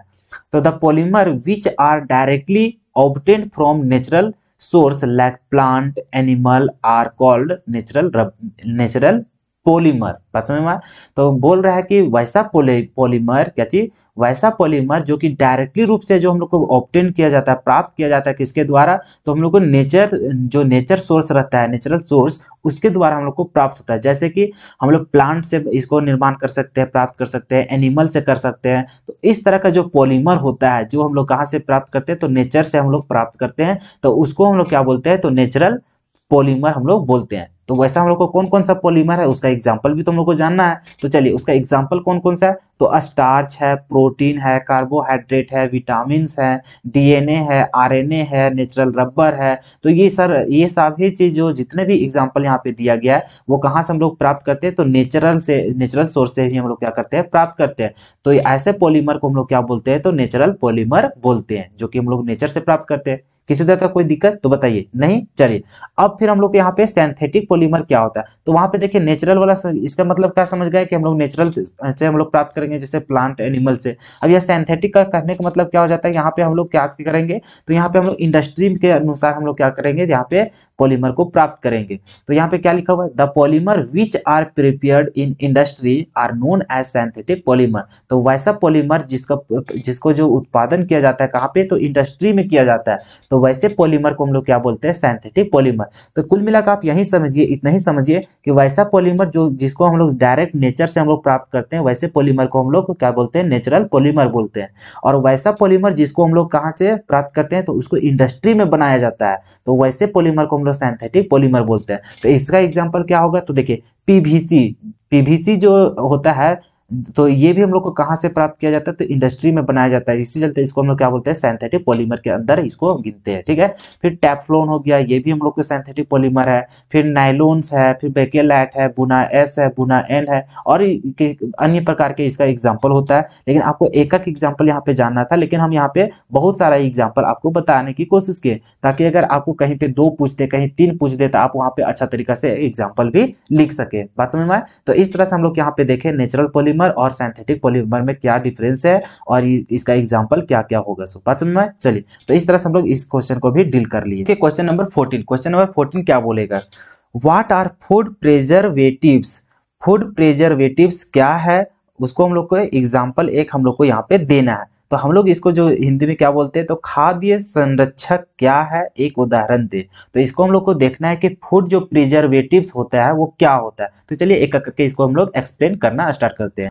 तो देखिए हम लोग देखते हैं कि फूड प्रिजर्वेटिव्स होता क्या है। तो the chemical substance which are used to protect food against micro organism are called food preservatives. तो फूड प्रिजर्वेटिव्स कुछ नहीं होता है, वह एक केमिकल सब्सटेंस होता है जो क्या करता है, तो हम लोग को जो फूड में, जो भोजन में जो हम लोग को माइक्रो ऑर्गेनिज्म जो उत्पन्न होता है, तो उससे हम लोग को प्रोटेक्ट करता है, उससे हम लोग को सुरक्षा प्रदान करता है। तो हम लोग देखते हैं ना कि खराब होने से पहले, मतलब अगर हम लोग को सब्जी उब्जी अगर कुछ हम लोग को खाना होना है जो हम लोग को खराब हो रहा है, तो उसको हम लोग को रोकने के लिए जो हम लोग उसमें केमिकल सब्सटेंस का यूज करते हैं, जिससे वो हम लोग को सड़े उड़े ना, तो उसके लिए जो हम लोग केमिकल सब्सटेंस का यूज करते हैं, उस केमिकल सब्सटेंस को हम लोग क्या बोलते हैं, तो फूड प्रिजर्वेटिव्स बोलते हैं। बात समझ में? तो ये कुछ नहीं होता, ये हम लोग को केमिकल सब्सटेंस होता है जो कि हम लोग को प्रोटेक्ट करता है फूड को, कि क्या चीज करने के लिए, तो उसमें जो माइक्रो ऑर्गेनिज्म जो उत्पन्न होता है उसके हम लोग क्या करता है, ये बचाव करता है। तो इसके लिए जो हम लोग को केमिकल सब्सटेंस का यूज करते हैं उसी को हम लोग क्या बोलते हैं, फूड प्रिजर्वेटिव्स बोलते हैं। उसका एग्जाम्पल हम लोग देखेंगे तो क्या होता है, इसको आपको याद करना पड़ेगा, ठीक है। थोड़ा सा अजीब लगेगा लेकिन आपको याद ही करना पड़ेगा, क्योंकि पूछ देगा भैया तो आपको तो लिखना पड़ेगा, चाहे वो कैसा भी लगा हो पढ़ने में, है कि नहीं। चलिए तो इसका जो एग्जाम्पल है वो क्या क्या है, सो देखिए यहाँ पे, तो सोडियम बेंजोएट का अगर एग्जाम्पल लेंगे तो वो भी आपका क्या हो जाएगा, फूड प्रिजर्वेटिव्स का ही एग्जाम्पल होता है। अगर इसका स्ट्रक्चर की बात किया जाए तो इसका स्ट्रक्चर इस तरह से बनता है, सोडियम जो बेंजोएट है उसका स्ट्रक्चर इस तरह से बनता है। अगर आप ये नहीं लिखेंगे तो आपको ये लिखना पड़ेगा, क्या चीज, तो इपोक्साइड लिखना है। क्या चीज लिखेंगे, इपोक्साइड, ठीक है। तो ये आपको 2 एग्जाम्पल यहाँ पे मैंने बताया, तो दोनों में से आप एक एग्जाम्पल यहाँ पर लिखने की कोशिश कीजिएगा, ठीक है। तो ये था आपका फूड प्रिजर्वेटिव्स, तो क्या था, इसका एग्जाम्पल क्या है, वो अच्छा तरीके से आपको बता दिया गया है, ठीक है। अब चलते हैं नेक्स्ट क्वेश्चन में। अब देखते हैं यहाँ क्वेश्चन नंबर 15। क्वेश्चन नंबर 15 में हम लोग 2 टाइप का यहाँ पे क्वेश्चन दिया गया है। अब कौन सा क्वेश्चन है देखते हैं हम लोग यहाँ पे पढ़ के। तो फर्स्ट में बोल रहा है drive integrated rate equation for a first order reaction. हम लोग को यहाँ पे ड्राइव करना है, क्या चीज करना है, तो इंटीग्रेटेड जो रेट इक्वेशन होता है फॉर फर्स्ट ऑर्डर रिएक्शन, तो फर्स्ट ऑर्डर रिएक्शन के लिए जो इंटीग्रेटेड जो इक्वेशन दिया गया है रेट का, उसको हम लोग को यहाँ पे ड्राइव करना है। और ये बहुत जरूरी हो जाता है, ये हम लोग को 3 मार्क्स के लिए पूछ भी सकता है, तो इसी चलते आपको यहाँ पे दे दिया, तो इसको हम लोग बहुत अच्छा किया, ये 3 मार्क्स का हो जाएगा। और ऊपर वाला नीचे वाला जो 2 नंबर के यहाँ पे न्यूमेरिकल दिया है, तो दोनों मिला के कितना हो गया 5 मार्क्स का। तो जिस अकॉर्डिंग से यहाँ क्वेश्चन सेट किया उसी अकॉर्डिंग से आपको याद भी रखना पड़ेगा, ठीक है ना। और ये क्वेश्चन जो आपको यहाँ पे बताया गया है इंटीग्रेटेड रेट इक्वेशन, ये बहुत बार पूछा भी जा चुका है, ठीक है। तो चलिए एक एक करके हम लोग इसको ड्राइव करने की, तो चलिए हम लोग इसको एक एक करके क्या करेंगे, सभी चीज़ों को ड्राइव करते हुए चलेंगे। तो हम लोग को क्या रिएक्शन था, तो हम लोग को फर्स्ट ऑर्डर रिएक्शन के लिए हम लोग को करना है। तो हम लोग सबसे पहले इसको रिएक्शन हम लोग लिखते हैं। रिएक्शन हम लोग क्या लिखेंगे, सो देखिए हम लोग रिएक्शन मान के चलिए ए है हम लोग को रिएक्टेंट, और रिएक्टेंट से हम लोग को क्या बन रहा है, प्रोडक्ट बन रहा है। क्या बन रहा है जी, प्रोडक्ट हम लोग को बन रहा है। यहाँ तक किसी तरह का कोई दिक्कत नहीं। हम लोग मान लिए एक रिएक्शन है जो जिसका रिएक्टेंट हम लोग का ए है, और ए से हम लोग को क्या बन रहा है, बी, मतलब हम लोग को प्रोडक्ट बन रहा है। यहाँ तक किसी तरह का कोई दिक्कत नहीं होना चाहिए। चलिए अब यहाँ से हम लोग कुछ कुछ टर्म को लेट करेंगे। मान के चलिए हम लोग T1 पर चल रहे हैं, क्या चीज, समय जो हम लोग चल रहे हैं time t is equal to 0, मतलब हम लोग के 0 समय में हम लोग को यहाँ पे देख रहे हैं कि उस समय हम लोग को कंसंट्रेशन में किस तरह का चेंजेस हम लोग को आएगा। तो जिस समय हम लोग को time t is equal to 0 माने हैं, उस समय हम लोग मान के चले हैं कि इसका जो कंसंट्रेशन होगा वो हम लोग मान के चलेंगे इसका कंसंट्रेशन 0 होगा, मतलब C नॉट होगा। क्या हो जाएगा, C नॉट होगा, कोई दिक्कत, और ये C नॉट होगा। अब हम लोग यहाँ पे कंसंट्रेशन मान के चलेंगे टाइम टी पर, क्या चीज, टाइम टी पर, मतलब कि कुछ समय बाद हम लोग मान के चल रहे हैं कि इसका जो कंसंट्रेशन यहाँ पे कुछ तरह या इसमें समाप्त होगा, और समाप्त होने के बाद जो इसका बचेगा उसका कंसंट्रेशन जो यहाँ मान रहे हैं वो मान रहे हैं टी मतलब सी टी मान ले रहे हैं। क्या मान रहे हैं, सी टी, मतलब कि ये जो इसका कंसंट्रेशन है वो टाइम टी पर यहाँ पे कंसंट्रेशन कितना हो जाएगा, सी टी मान लिए, और जो इनिशियल कंसंट्रेशन होगा वो क्या मान लिए यहाँ पे, सी नॉट मान लिए। कोई दिक्कत, अगर आप यहाँ पे लिखना चाहें तो ये हम लोग यहाँ पे इस तरह से लिख भी सकते हैं कि जो सी नोट है उसको हम लोग क्या मान लिए, इनिशियल कंसंट्रेशन मान लिए। क्या मान लिए, इनिशियल कंसंट्रेशन मान लिए। कोई दिक्कत नहीं।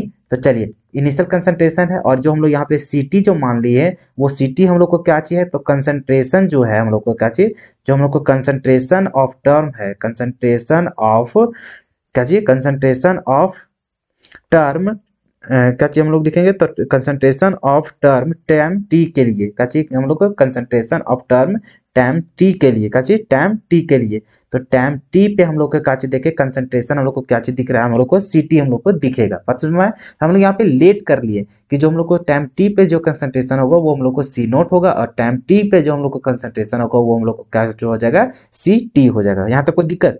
अब हम लोग यहाँ पर देखेंगे कि जो हम लोग रेट ऑफ रिएक्शन लिखते हैं, क्या चीज, रेट ऑफ रिएक्शन जो हम लोग लिखते हैं वो हम लोग कैसे लिखते हैं, तो हम लोग जो डिफरेंशियल जो मतलब डिफरेंशियल जो हम लोग रेट लिखते हैं वो हम लोग कैसे लिखते थे। सो देखिए यहाँ पे हम लोग लिखते थे यहाँ पे डी, और कंसंट्रेशन यहाँ पे क्या है हम लोग को, ए है, तो रिएक्टेंट यहाँ पे रिएक्टेंट इस तरह से लिखते थे कंसंट्रेशन, और यहाँ पे क्या लिखते थे, डी लिखते थे, ठीक है। और ये हम लोग को लिखते थे ऐसा ही ना, लिखते थे हम लोग को डी जो हम लोग को रिएक्टेंट का जो कंसंट्रेशन होता था सो, और नीचे क्या लिखते थे, डी लिखते थे। और ये जो हम लोग को होता था differential instant rate of reaction होता है, क्या होता है हम लोग को, चलिए वो भी हम लोग यहाँ पे लिख देते ताकि आपको पता चलेगा कि आखिर हम लोग कर क्या रहे हैं। जो यहाँ पे हम लोग को क्या होता था, डिफरेंशियल होता था, क्या होता था, डिफरेंशियल इंस्टेंट, क्या चीज, इंस्टेंटेनियस रेट ऑफ रिएक्शन है। क्या चीज है, रेट ऑफ रिएक्शन हम लोग इस तरह से लिखते हैं, किसको, तो differential instantaneous rate of reaction को हम लोग इस तरह से लिखते थे, ठीक है। तो ये भी आप समझ में आ गया।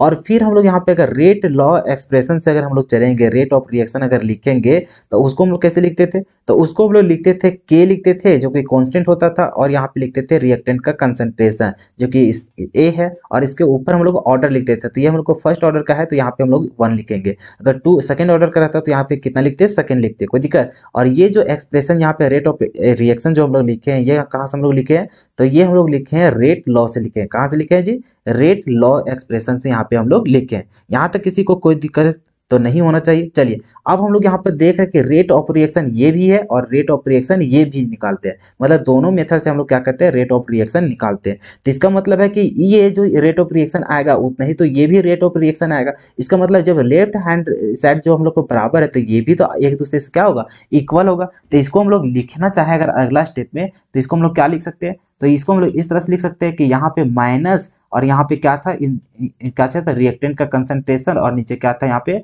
dt था, इज इक्वल टू, अगर यहाँ पे रेट लॉ के अनुसार चलेंगे तो इसके क्या हो जाएगा, बराबर हो जाएगा। क्या हो जाएगा जी, बराबर हो जाएगा। यहाँ तक तो किसी को दिक्कत नहीं होना चाहिए। हम लोग देखें कि अगर वहाँ पे जो हम लोग डिफरेंशियल इंस्टेंटेनियस जो रेट ऑफ रिएक्शन जो हम लोग निकालते थे वो हम लोग को इस तरह से निकालते थे, और रेट लॉ के अनुसार जो निकालते थे वो इस तरह से, तो दोनों में तो रेट ऑफ रिएक्शन हम लोग को सेम ही आता था। तो जब इधर वाला सेम है तो ये भी तो आपस में सेम होगा, तो वो दोनों को हम लोग क्या किए, यहाँ पे बराबर कर दिए, कोई दिक्कत।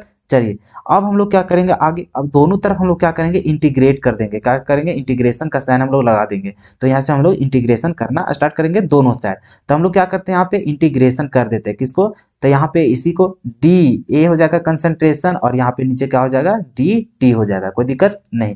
अब यहाँ पर देखिए, और सॉरी, सबसे पहले हम लोग क्या करते हैं, इसको पहले कन्वर्ट कर लेते हैं, उसके बाद हम लोग यहाँ पे इसको करने की कोशिश करते हैं। अब यहाँ पे देखिए एक चेहरा सा हम लोग खेला खेले करेंगे, हम लोग यहाँ पे खेला करेंगे। यहाँ पे क्या करेंगे, सो देखिए आप, सबसे पहले हम लोग यहाँ पर क्या करते हैं, सो देखिए जो कंसंट्रेशन जिस हिसाब से हम लोग को दिख रहा है सभी को हम लोग एक साइड करने की कोशिश करेंगे। इसका मतलब है कि ये जो कंसंट्रेशन दिख रहा है इसको हम लोग क्या करेंगे, डीए के जो नीचे हम लोग इसको लाने की कोशिश करेंगे। क्या करेंगे, यहाँ से देखिए यहाँ पे हम लोग इस तरह से लिख सकते हैं क्या, डी ए, और इसको हम लोग नीचे ले लाते हैं, तो ये क्या हम लोग को क्या हो जाएगा, कंसंट्रेशन ऑफ ए, इस तरह से हो जाएगा बराबर। और इसको क्या करते हैं, उधर भेज देते हैं, तो यह क्या हो जाएगा के, और यहाँ से क्या हो जाएगा, dt हो जाएगा। यहाँ तक किसी तरह का किसी को दिक्कत तो नहीं होना चाहिए। अब यहाँ पे देखिए नेगेटिव को उधर हम लोग भेज सकते हैं क्या, हाँ बिल्कुल भेज सकते हैं। चलिए इस तरह से हम लोग भेज सकते हैं, तो ये हो जाएगा da, और यहाँ पे क्या हो जाएगा, a हो जाएगा कंसंट्रेशन। अब ये क्या हो जाएगा, यहाँ से माइनस हो जाएगा, यहाँ से k हो जाएगा, और यहाँ से क्या हो जाएगा जी, dt हो जाएगा।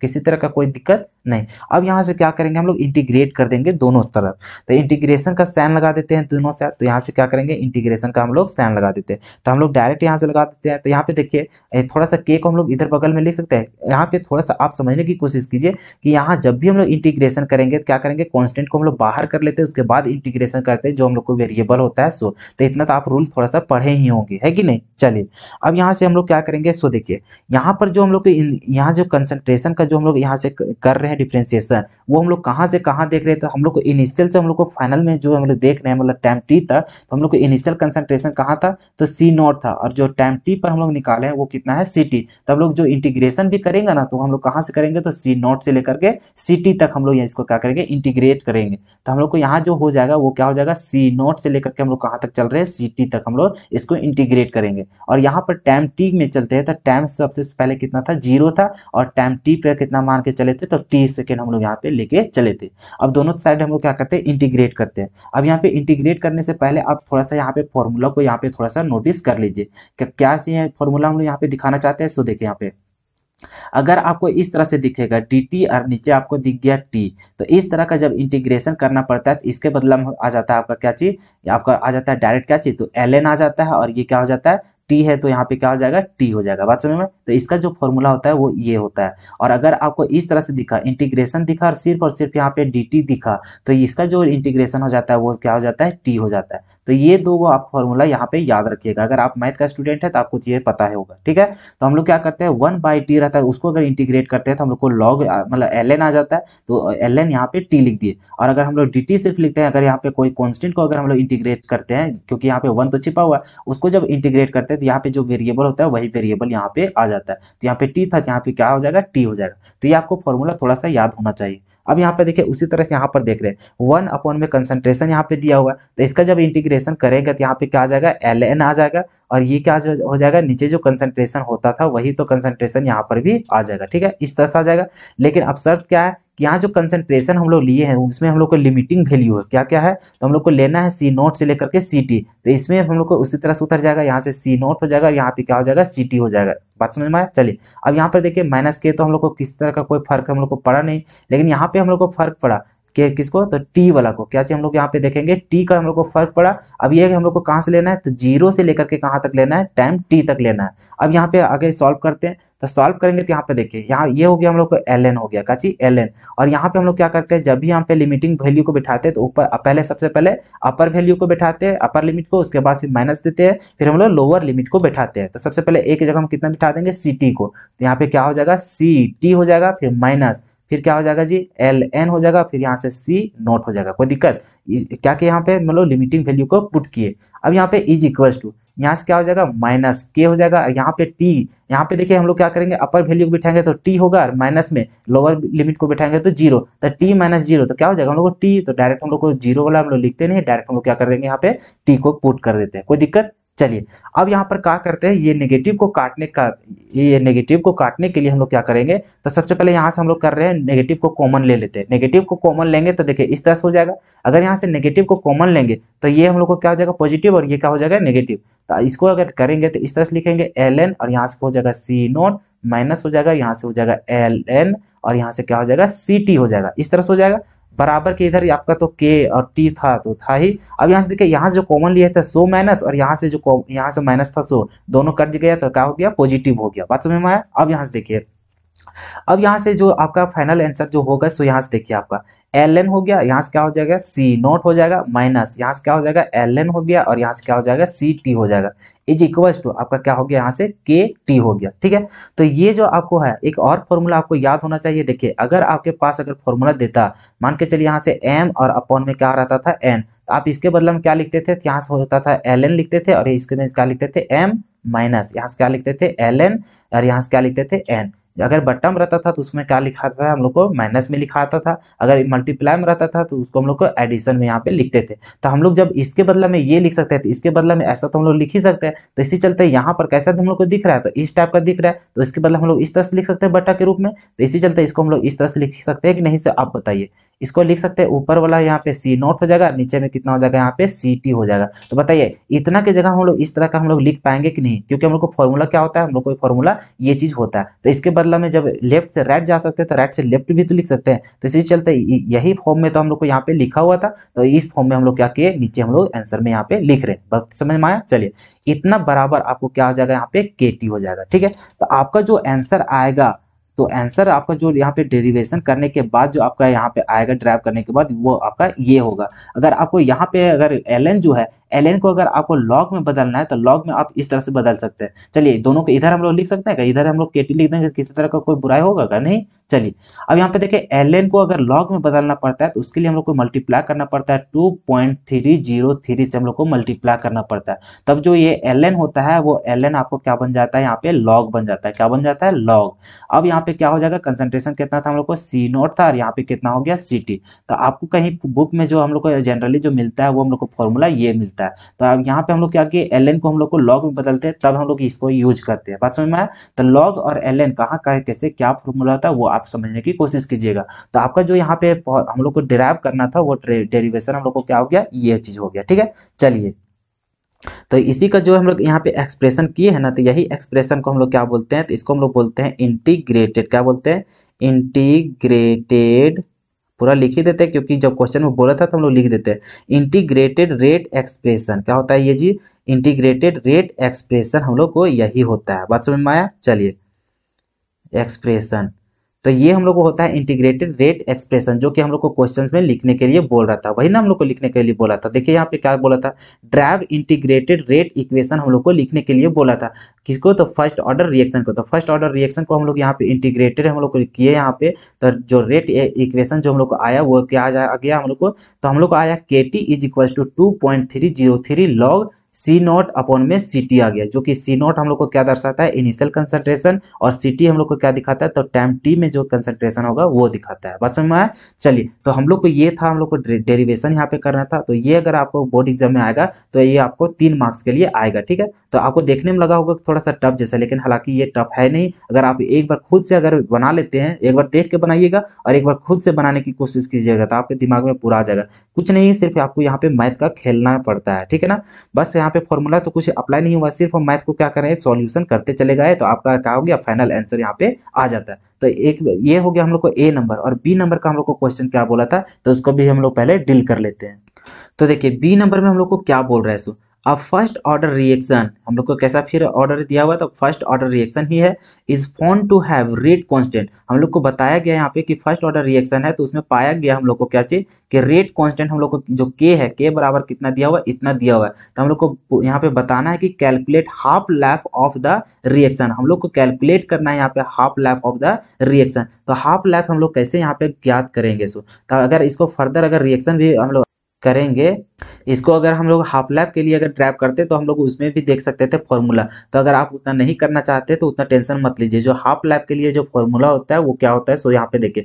हालांकि आपको जो इंटीग्रेटेड यहाँ पे जो रेट एक्सप्रेशन करना था वो आपका जनरल फॉर्मूला यही होता है, ठीक ना। हाफ के लिए भी आप यहाँ से निकाल सकते हैं, ठीक है। तो अभी उतना हम लोग के पास समय नहीं कि उसको भी ड्राइव करके आपको दिखा दे सो। हाँ, तो यहाँ पे क्वेश्चन हम लोग को क्या दिया था, तो हम लोग को यहाँ पे दिया हुआ है के का वैल्यू हम लोग को दिया हुआ है। के का वैल्यू कितना हुआ दिया हुआ था, तो हम लोग को के का वैल्यू जो दिया हुआ था वो था हम लोग को 5 पॉइंट कितना था, 5.5 इंटू 10⁻⁻14 कितना था, -14 पर सेकेंड हम लोग को इतना हम लोग को दिया था। क्या चीज, के का वैल्यू हम लोग को देना दिया हुआ था। और हम लोग को निकालना क्या है, टी हाफ हम लोग को निकालना है। क्या निकालना है, टी हाफ हम लोग को निकालना है, ठीक है। तो हम लोग को फर्स्ट ऑर्डर रिएक्शन है, तो फर्स्ट ऑर्डर रिएक्शन के लिए अगर आप देखे होंगे तो जो टी हाफ निकालने का जो फॉर्मूला होता है वो क्या लिखा था, तो टी हाफ निकालने का फॉर्मूला होता है क्या चीज, तो 0.693 और अपॉन में कितना होता है जी, तो अपॉन में होता है के का वैल्यू होता है, ठीक है। तो ये होता है हम लोग को हाफ लाइफ निकालने का।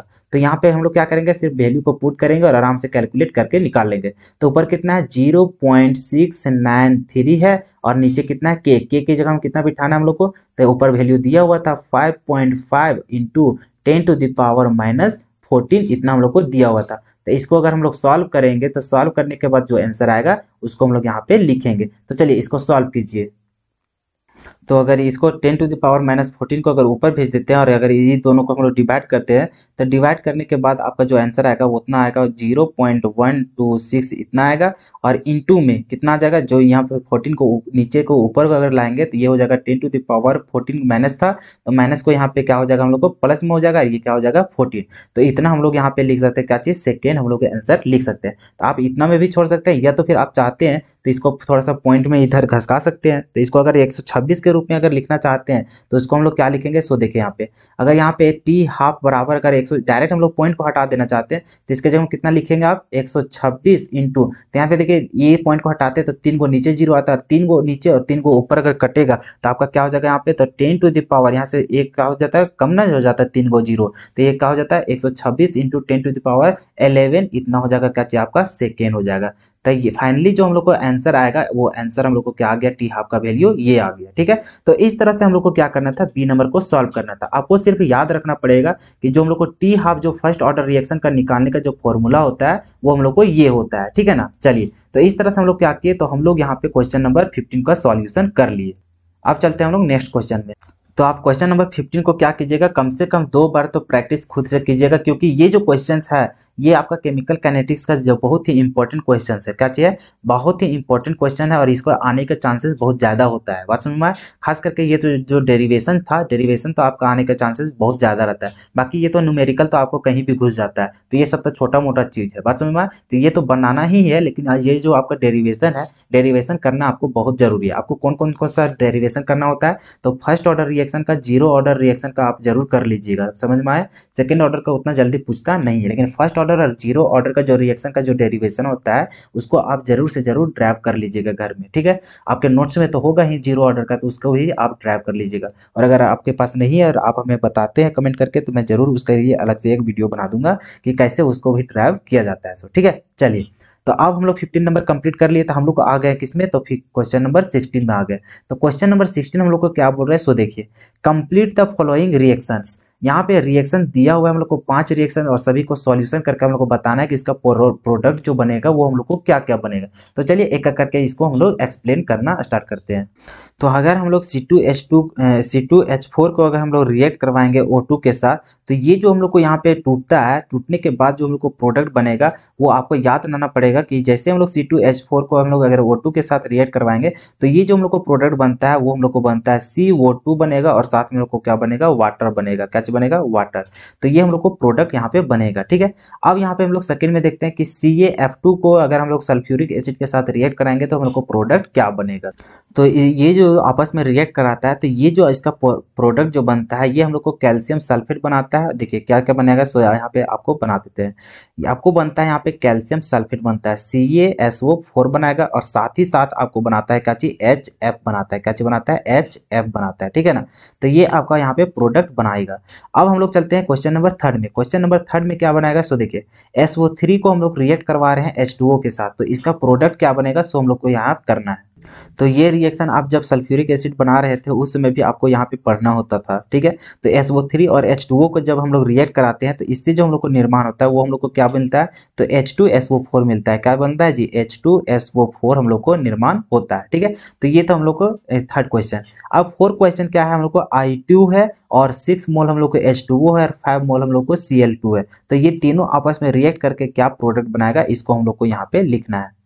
तो देखिए ये तीनों आपस में रिएक्ट कराता है, तो रिएक्ट करने के बाद जो प्रोडक्ट बनता है वो प्रोडक्ट बनता है 2HI वो 3 बनता है, 2HI वो 3 बनता है, ठीक है। और प्लस में क्या बनाएगा, यहाँ पे 10 मोल बनाता है क्या चीज, HCl बनाता है। तो ये दोनों आपस में क्या है, बैलेंस्ड है। बैलेंस करने के बाद हम यहाँ पे रिएक्शन बनाए हैं। अगर आप चाहे तो यहाँ पे जो रिएक्शन कराने के बाद आपका क्या प्रोडक्ट बनता है, ये दोनों प्रोडक्ट बनता है। तो आपको कुछ कुछ टर्म जो इनऑर्गेनिक का पोर्सन है, देखिए ऑर्गेनिक का अगर रिएक्शन रहता तो आपको समझा देते, तो लेकिन इनऑर्गेनिक का रिएक्शन समझने के लिए थोड़ा आपको पूरा गहराई से पढ़ना होगा, जो कि आपको थोड़ा सा अगर 5 मिनट के लेक्चर में आपको समझाया नहीं जा सकता है, ठीक है। तो आप कुछ कुछ टर्म को यहाँ पे याद करते हुए जाना पड़ेगा, ठीक है। चलिए अब नेक्स्ट क्वेश्चन क्या है, क्वेश्चन नंबर 5। क्वेश्चन नंबर 5 में क्या है, 4 मोल है आपका एल्युमिनियम और 3 मोल में है आपका ऑक्सीजन। तो दोनों को अगर आपस में रिएक्ट करेगा तो रिएक्ट करने के बाद क्या प्रोडक्ट बनाएगा, तो इसका जो प्रोडक्ट बनता है उसे भी आपको याद रखना पड़ेगा। क्या बन जाता है, 2 मोल बनता है आपका Al2 बन जाता है, क्या चीज Al2 और वो 3 बन जाता है, ठीक है। ये तो आप आपस में रिएक्ट करा के भी आप समझ सकते हैं कि यहाँ पे जो इसका वैलेंसी हो जाएगा इसके नीचे आ जाएगा, इसका वैलेंसी इसके नीचे आ जाएगा, ठीक है। तो वो आप समझ सकते थे, और यहाँ पे बैलेंस करेंगे तो आपको यहाँ पे 2 मोल लगाना पड़ेगा। तो इस तरह से आपको करना पड़ेगा, और नहीं अगर आप जानते हैं तो आपको यहाँ क्या करना पड़ेगा, पांचों का पांचों रिएक्शन को आपको याद करना पड़ेगा, ठीक है।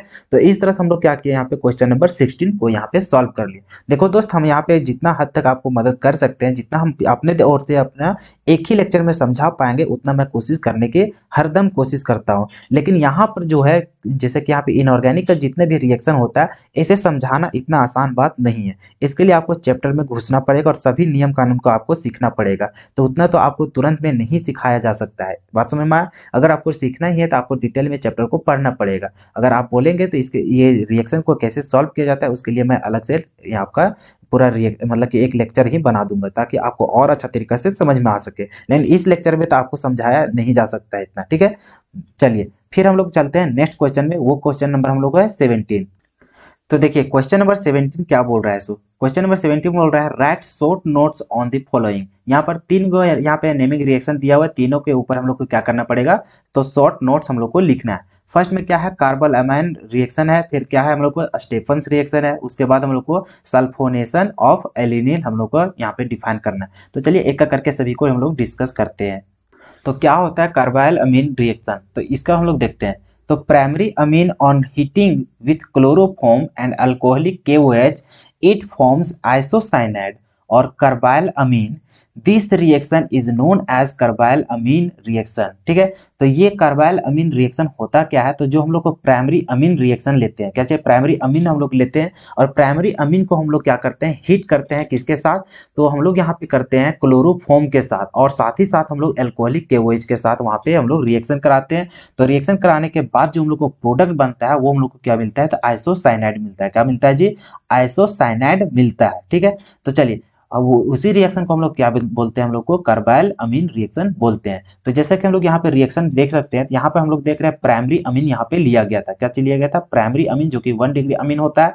तो यहाँ पर लिया गया था, उसको हम लोग क्या किए, यहाँ पे क्लोरोफॉर्म ले लिए, क्या चीज, क्लोरोफॉर्म ले लिए, और साथ ही साथ क्या लिए थे, तो एल्कोहलिक KOH लिए थे। क्या चीज, एल्कोहलिक KOH, और तीनों को यहाँ पे रिएक्शन करवा रहे हैं, और यहाँ पे हम लोग हीट देते हैं। क्या चीज लेते हैं, हीट लेते हैं। तो चलिए यहाँ पे हीट हम लोग यहाँ पे दिखा देते हैं। तो हीट यहाँ पे देने के बाद जो हम लोग को बनता है प्रोडक्ट, तो प्रोडक्ट हम लोग को क्या बन जाता है, तो आइसोसाइनाइड बन जाता है। क्या चीज बन जाता है, आइसोसाइनाइड बन जाता है। और लास्ट में जो हम लोग को साइड प्रोडक्ट के रूप में निकलता है वो हम लोग को KCl निकल जाता है। और इसको आप बैलेंस कर लीजिएगा, और आपको पता नहीं चलेगा कि कैसे कैसे यहाँ पे रिएक्शन हो रहा है। अगर आप यहाँ पे रिएक्शन को समझना चाहते हैं तो इसके लिए आपको मैकेनिज्म को जानना पड़ेगा, और मैकेनिज्म को जानना पड़ेगा तो आपको पूरे चैप्टर को अच्छा तरीका से समझना पड़ेगा, ठीक है, जो कि आपके पास उतना समय नहीं बचा हुआ है। तो आप कोशिश कीजिए जो जितने भी नेमिंग रिएक्शन होते हैं, तो नेमिंग रिएक्शन का डिफिनेशन रिएक्शन को आप याद कर लीजिए, चाहे उसको रट्टा मारिए चाहे किसी तरह से, हालांकि कोशिश कीजिए समझ लेने की, क्योंकि उतना भी टफ नहीं होता है नेमिंग रिएक्शन।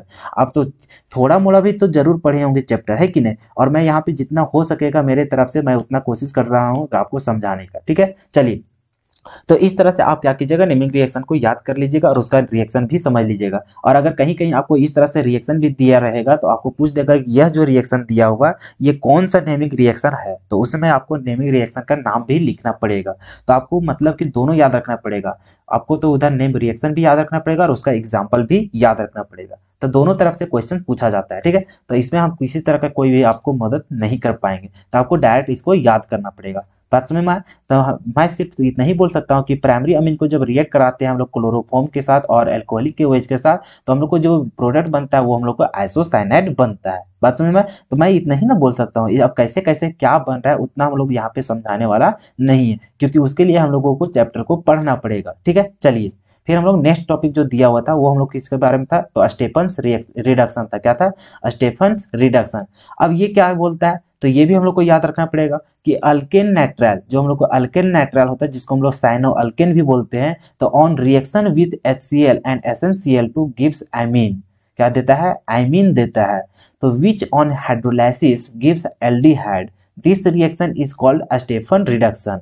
अब यहाँ पे क्या बोल रहा है स्टीफन रिडक्शन, तो यहाँ पे हम लोग क्या लेते हैं, तो साइनो अल्केन लेते हैं और वहां पे हम लोग रिएक्शन कराते हैं किसके साथ, तो HCl और SnCl2 के साथ। तो ये जो हम लोग को आपस में जो रिएक्ट करता है, आपस में रिएक्ट करने के बाद जो प्रोडक्ट बनाता है वो हम लोग को क्या बनाता है, आइमीन बनाता है। क्या चीज बनाता है? आइमीन। और आइमीन का स्ट्रक्चर इस तरह से होता है, ठीक है। कुल मिला के यहाँ पे कुछ किया नहीं, यहाँ पे क्या होता है, ये डबल बॉन्ड मतलब ट्रिपल जो बॉन्ड है, यहाँ से एक बॉन्ड टूटता है और दोनों तरफ क्या हो गया, एक एक हाइड्रोजन यहाँ पे आ जाता है और दोनों इस तरह से आता है, तो इसी को हम लोग क्या बोलते हैं यहाँ पे, आइमीन। और आइमीन होने के बाद हम लोग फर्दर क्या करते हैं, हाइड्रोलाइसिस कर देते हैं यहाँ पे। तो हाइड्रोलाइसिस जैसे ही करते हैं तो हम लोग को यहाँ पे क्या हो जाता है, तो यहाँ पे हम लोग को अमोनिया गैस बाहर निकल जाता है और यहाँ से जो हम लोग को बनता है वो हम लोग को क्या बन जाता है, एल्डिहाइड बन जाता है। तो इस रिएक्शन को हम लोग को क्या बोलते हैं, स्टेफन रिडक्शन हम लोग बोलते हैं, ठीक है। चलिए, तो आपको इस दोनों को आपको याद करना बहुत जरूरी हो जाता है। चलिए, फिर नेक्स्ट जो आपका टॉपिक था, टॉपिक आपका क्या हो जाता है, the sulphonation of aniline. Aniline का सल्फोनेशन यहाँ पे कराना है, तो उसके पर हम लोग को शॉर्ट नोट भी लिखना था। तो कैसे कराएंगे हम लोग एनिलीन को सल्फोनेशन, तो aniline on reaction with concentrated H2SO4 gives मतलब anilinium hydrogen sulphate which upon heating with sulphuric acid gives para amino benzene sulphonic acid. तो हम लोग किस तरह से सल्फोनिक एसिड को यहाँ पे मतलब सल्फोनेशन कर सकते हैं यहाँ पे एनिलीन को, तो सबसे पहले हम लोग को क्या करना पड़ता है, तो एनिलीन को लेना पड़ता है। क्या चीज? एनिलीन को लेना पड़ता है और उसको हम लोग रिएक्शन कराते हैं कंसंट्रेशन मतलब कंसंट्रेटेड H2SO4 के साथ, ठीक है। तो वो हम लोग को जो हम लोग को प्रोडक्ट देता है वो हम लोग को क्या मिलता है, एनिलियम हम लोग को मिलता है। एनिलियम हाइड्रोजन सल्फोर मतलब सल्फेट हम लोग को मिलता है। क्या मिलता है हम लोग को? एनिलियम हाइड्रोजन सल्फेट हम लोग को मिलता है, जो कि उसका स्ट्रक्चर कैसा रहता है, इस तरह से। कुछ होता नहीं, यहाँ से H+ आता है, जो कि यहाँ पे अमीन वाला जो यहाँ पे मतलब यहाँ पे जो एनिलीन वाला के ऊपर जो नाइट्रोजन के ऊपर जो लोन पेयर है, ये क्या करता है, इसके ऊपर अटैक करता है। तो यहाँ से क्या करता है, एक हाइड्रोजन आपस में मिल लेता है, क्योंकि इसके पास लोन पेयर था। तो जैसे लोन पेयर यहाँ पे लेता है, मतलब कि वहाँ पे लोन पेयर के द्वारा जिससे हाइड्रोजन को लेता है, तो ये NH3 बना देता है। तो NH3 बनाता है तो उसके ऊपर कितना चार्ज आ जाता है, प्लस का चार्ज आ जाता है। तो ये अभी अनस्टेबल है, तो स्टेबल करने के लिए क्या हो जाता है, यहाँ से जो HSO4 जो रहता है नेगेटिव, वो क्या जाता है, इसको बैलेंस करने के लिए यहाँ आ जाता है। और ये जो इस तरह का जो सेपरेशन जो रहता है, इसी को हम लोग क्या बोलते हैं, एनिलियम हाइड्रोजन सल्फेट बोलते हैं। और जैसे ही इसको हम लोग फर्दर यहाँ पे हीट करते हैं, तो ये क्या होता है, आपस में यहाँ पे रिएक्शन करने के बाद ये क्या होता है, ये हम लोग यहाँ पे डायरेक्ट कहाँ आ जाता है, ऑर्थो और पैरा दोनों जगह हम लोग जुड़ता है। लेकिन जो हम लोग को मेजर प्रोडक्ट बनता है वो हम लोग को पैरा वाला जो होता है। इसी चलते यहाँ पे नेमिंग रिएक्शन में किसको यहाँ पे बोला जाता है, सिर्फ पैरा वाला का यहाँ पे डिस्कस किया जाता है, ठीक है। तो ये जो हम लोग को यहाँ से HSO4 माइनस था, वो कहाँ आके जुड़ जाता है, तो पैरा पोजीशन में यहाँ पे आके जुड़ जाता है, ठीक है। तो इस तरह का रिएक्शन जो हम लोग को बनता है, उसी को हम लोग क्या बोलते हैं यहाँ पे, सल्फोनेशन ऑफ एनिलीन हम लोग करते हैं, ठीक है। तो एनिलीन का सल्फोनेशन हम लोग कैसे करेंगे, तो इस मेथड मेथड से हम लोग यहाँ पे करते हैं। तो इस तरह से हम लोग क्या किए, यहाँ पे 18 नंबर का जो तीन को यहाँ पे क्वेश्चन था, तीनों को हम लोग एक बारीकी से एक एक करके क्या किए, तीनों को हम लोग शॉर्ट नोट पे यहाँ पे लिखे और सभी का रिएक्शन के सहित हम लोग क्या कर गए यहाँ पे समझने की कोशिश की। अब चलिए अब लास्ट क्वेश्चन यहाँ पे हम लोग देखने की कोशिश करते हैं। अब देखिए क्वेश्चन नंबर 18, क्वेश्चन नंबर 18 क्या बोल रहा है, सो देखिए कंप्लीट द फॉलोइंग रिएक्शंस। यहाँ पे हम लोग का क्या करना है, तो जितने भी यहाँ पे रिएक्शंस दिया हुआ है तो इसका हम लोग को प्रोडक्ट यहाँ पे लिखते हुए चले जाना है। तो एक एक करके सभी को देखेंगे कि क्या हम लोग को इसका प्रोडक्ट बनेगा। सो ठीक है, तो देखिए फर्स्ट जो क्वेश्चन है ये हम लोग को क्या है, तो इथाइल बेंजीन को हम लोग रिएक्शन करा रहे हैं KMnO4 के साथ, और वो भी हम लोग अल्कलैन के प्रेजेंस में। तो हम लोग जब भी हम लोग एक चीज जान लीजिए कि ये जो KMnO4 होता है ये हम लोग को ऑक्सीडाइजिंग एजेंट होता है। क्या होता है, ऑक्सीडाइजिंग एजेंट होता है। ये हम लोग को क्या करता है, डायरेक्ट हम लोग को इसमें क्या करता है, ऑक्सीडेशन हम लोग कर देता है, ऑक्सीडाइज कर देता है। तो जैसे हम लोग KMnO4 करते थे, हम लोग समझना पड़ेगा कि यहाँ पे जैसे कार्बन रहता है, कार्बन में जैसे यहाँ पे रहता है तो इसमें डायरेक्ट क्या करता है, ये कार्बोक्सिलिक एसिड में बदल देता है। क्या कर देता है, कार्बोक्सिलिक एसिड में डायरेक्ट बदल देता है। तो यहाँ पे क्या कर देगा कि सभी चीज यहाँ पे हट जाएगा, यहाँ पे डायरेक्ट कितना बन जाएगा, यहाँ पे कार्बोक्सिलिक एसिड बन जाएगा। तो ये आपका एक लाइन में आपका जो आंसर होने वाला है वो आपका ये होने वाला है। ठीक है, तो जैसे हम लोग क्या करेंगे, जैसे यहाँ पे कोई भी चेन रहेगा, यहाँ पे किसी तरह का चेन रहेगा, और अगर हम लोग ऑक्सीडेशन ये वाला हम लोग अगर KMnO4 का अगर यूज करेंगे, यहाँ चाहे कितना भी लंबा चेन क्यों ना हो, लेकिन हम लोग को डायरेक्ट क्या हो जाएगा, जैसे बेंजीन के बाद यहाँ पे होगा, यहाँ पे क्या हो जाएगा, डायरेक्ट यहाँ पे कार्बोक्सिलिक एसिड बना देगा। ठीक है, तो ये आपका बनेगा क्या चीज, डायरेक्ट हम लोग को ये हम लोग को यहाँ पे रिएक्शन करने के बाद प्रोडक्ट बनेगा। तो ये हम लोग को क्या होता है, तो ये हम लोग को बन जाता है बेंजोइक एसिड बन जाता है। क्या हो जाता है जी, बेंजोइक एसिड हम लोग को हो जाता है। ठीक है, तो ये हम लोग को एक स्टेप पर रिएक्शन था। ठीक है, आप यहाँ पे याद रखिएगा KMnO4 जहां भी आएगा, यहाँ पे अगर किसी तरह का रहेगा, मान के चलिए यहाँ पे टॉल्विन भी रहता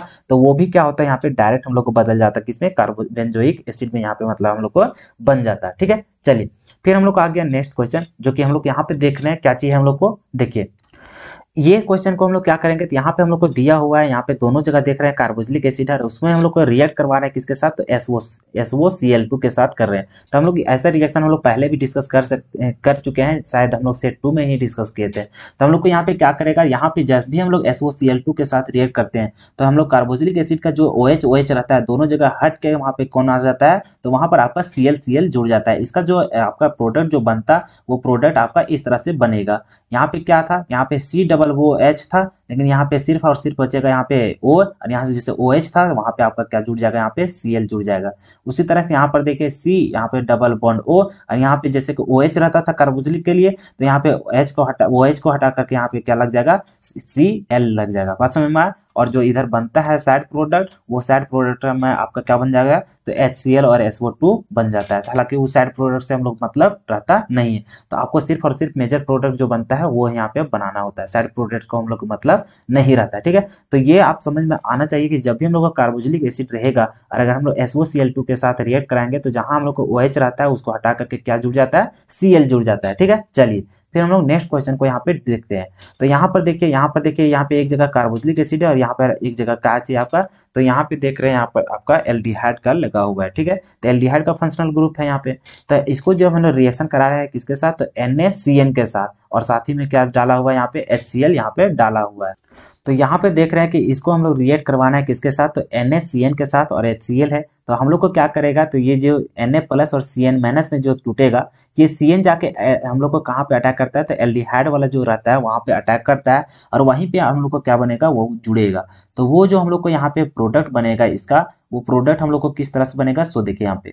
तो यहाँ पर जो आपका CH था, यहाँ पे क्या हो जाएगा, कार्बन तो रहेगा ही, और एक तरफ आपका क्या बन जाएगा, तो इधर आपका Cn तो जुड़ेगा, और साथ ही साथ जो इधर ऑक्सीजन जो रहेगा डबल बॉन्ड, और वहां पे क्या हो जाएगा O, और यहाँ पे क्या बन जाएगा, H बन जाएगा। ठीक है, क्योंकि यहाँ पे HCl भी था तो वहां पर वाला वो काम कर देगा। ठीक है, चलिए, और यहाँ पे क्या रहेगा, कार्बोक्सिलिक वाला, तो कार्बोक्सिलिक यहाँ पे रह ही जाएगा। तो आपका जो फाइनल जो आंसर बनेगा, वो फाइनल आंसर आपका कैसा बनेगा, तो इस तरह का बनेगा। ठीक है, तो ये था आपका क्वेश्चन नंबर। तो नेक्स्ट क्वेश्चन है क्वेश्चन नंबर 4। क्वेश्चन नंबर 4 क्या बोल रहा है, तो देखिए यहाँ पे देख रहे हैं CONH2 लगा हुआ है, और इसको हम लोग क्या कर रहे हैं, यहाँ पे हाइड्रोलाइसिस कर रहे हैं। तो ये जो रिएक्शन होता है इसको आपको याद रखना पड़ेगा, ये जो डायरेक्ट बन जाता है यहाँ पे क्या चीज, बेंजोइक एसिड हम लोग को बन जाता है। क्या बन जाता है यहाँ पे COOH बन जाएगा। ठीक है, चलिए नेक्स्ट क्वेश्चन को देखते हैं।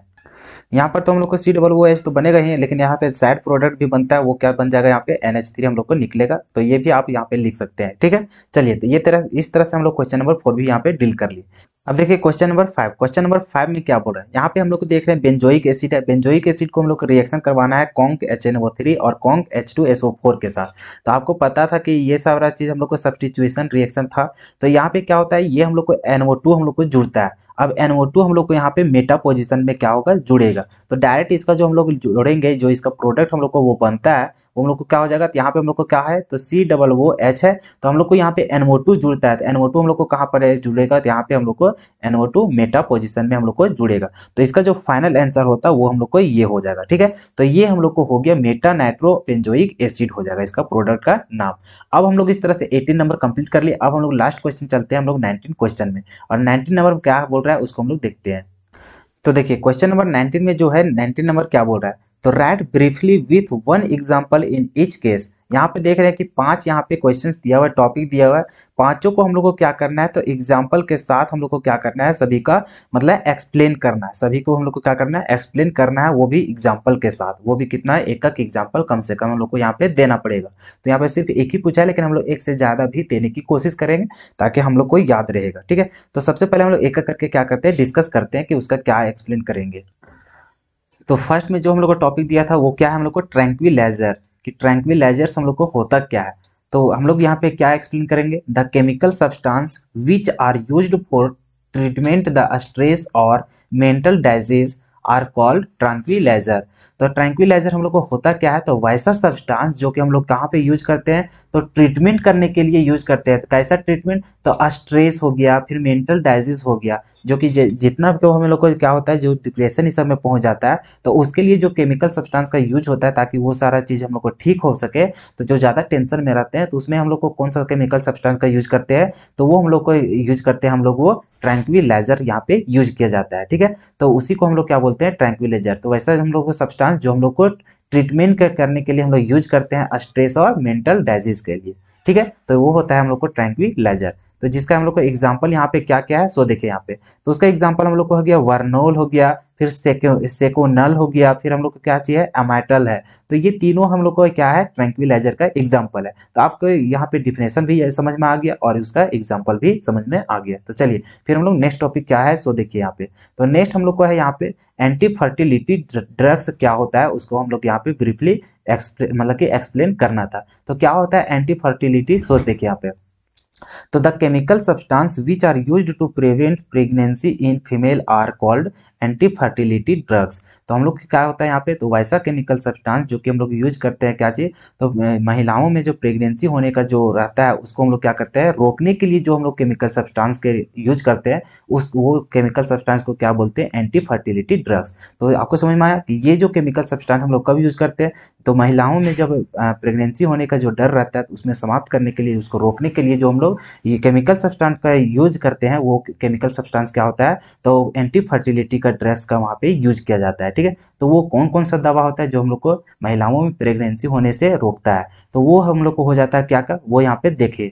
तो वो हम लोग को एग्जाम्पल यहाँ पे कौन कौन है, तो देखिए यहाँ पे उन लोग का सारा नाम थोड़ा अजीब अजीब लगेगा, लेकिन आपको याद तो करना पड़ेगा क्योंकि आपको तो एग्जाम में नंबर भी लाना है। तो देखिए क्या क्या है, सो देखिए आप तोड़ तोड़ के याद करिए, जैसे आपको पढ़ने आता है बस उसी तरह से आप ये इसको लिखने की कोशिश कीजिएगा। जैसे कि यहाँ पे इसको क्या बोलेंगे, तो नॉरेथिन ड्रोन आप इसको बोल सकते हैं, क्या चीज, नॉरेथिन ड्रोन यहाँ पे बोल सकते हैं। तो ये हो गया फर्स्ट एग्जाम्पल। इसको क्या बोलेंगे, तो यहाँ पे देखिए और क्या चीज हो गया यहाँ पे, और मेलोक्सी फेन है, क्या चाहिए, और मेलोक्सी फेन है, जिसको हम लोग क्या क्या बोल सकते हैं। तो यहाँ पे देखिए जो हम लोग 10th क्लास में भी पढ़े थे उसमें क्या होता था, सहेली भी इसका नाम, मतलब इसी को हम लोग क्या बोलते हैं, सहेली भी बोलते हैं। फिर क्या बोलते हैं, कॉन्ट्रोमैन बोलते हैं, क्या बोलते हैं, कॉन्ट्रोमैन बोलते हैं। बात समझ में आया। तो ये सारा एग्जाम्पल है किसका, एंटी फर्टिलिटी ड्रग्स का यहाँ पे एग्जाम्पल होता है। ठीक है, चलिए तो आपको यहाँ पे एक्सप्लेन कर दिए, तो उसका आपको एग्जाम मतलब एग्जाम्पल के सहित आपका उसका डिफिनेशन भी याद रखना होगा। ठीक है, चलिए नेक्स्ट टॉपिक आपका क्या है, अब यहाँ पे देखिए कि आपका है आर्टिफिशियल स्वीटिंग एजेंट। अब आर्टिफिशियल स्वीटिंग एजेंट होता क्या है, सो यहाँ पे समझने की कोशिश कीजिए। तो the chemical substance which gives sweetening effect to the food but it does not add calories to our body are called artificial sweetening agent. तो ये होता है कि वैसा केमिकल सब्सटेंस जो कि हम लोग को स्वीटिंग इफेक्ट हम लोग को देने की मतलब कि देता है किसमें, तो फूड में, लेकिन हम लोग ये हम लोग को किसी तरह का कैलोरी हम लोग के बॉडी में ऐड नहीं होता है। तो इस तरह के हम लोग को जो केमिकल सब्सटेंस होता है इसी को हम लोग को क्या बोला जाता है, आर्टिफिशियल स्वीटिंग एजेंट बोला जाता है। कुल मिला के ये हम लोग को मीठापन देने की कोशिश करता है, और मीठापन जो कोशिश देता है, लेकिन ये हम लोग को किसी तरह का कैलोरी हम लोग को देता है क्या, बॉडी में नहीं देता है। तो इसी तरह का हम लोग को केमिकल सब्सटेंस को क्या बोलते हैं, आर्टिफिशियल स्वीटिंग एजेंट बोलते हैं। जैसे कि उसका जो एग्जाम्पल है वो क्या क्या है, सो देखिए।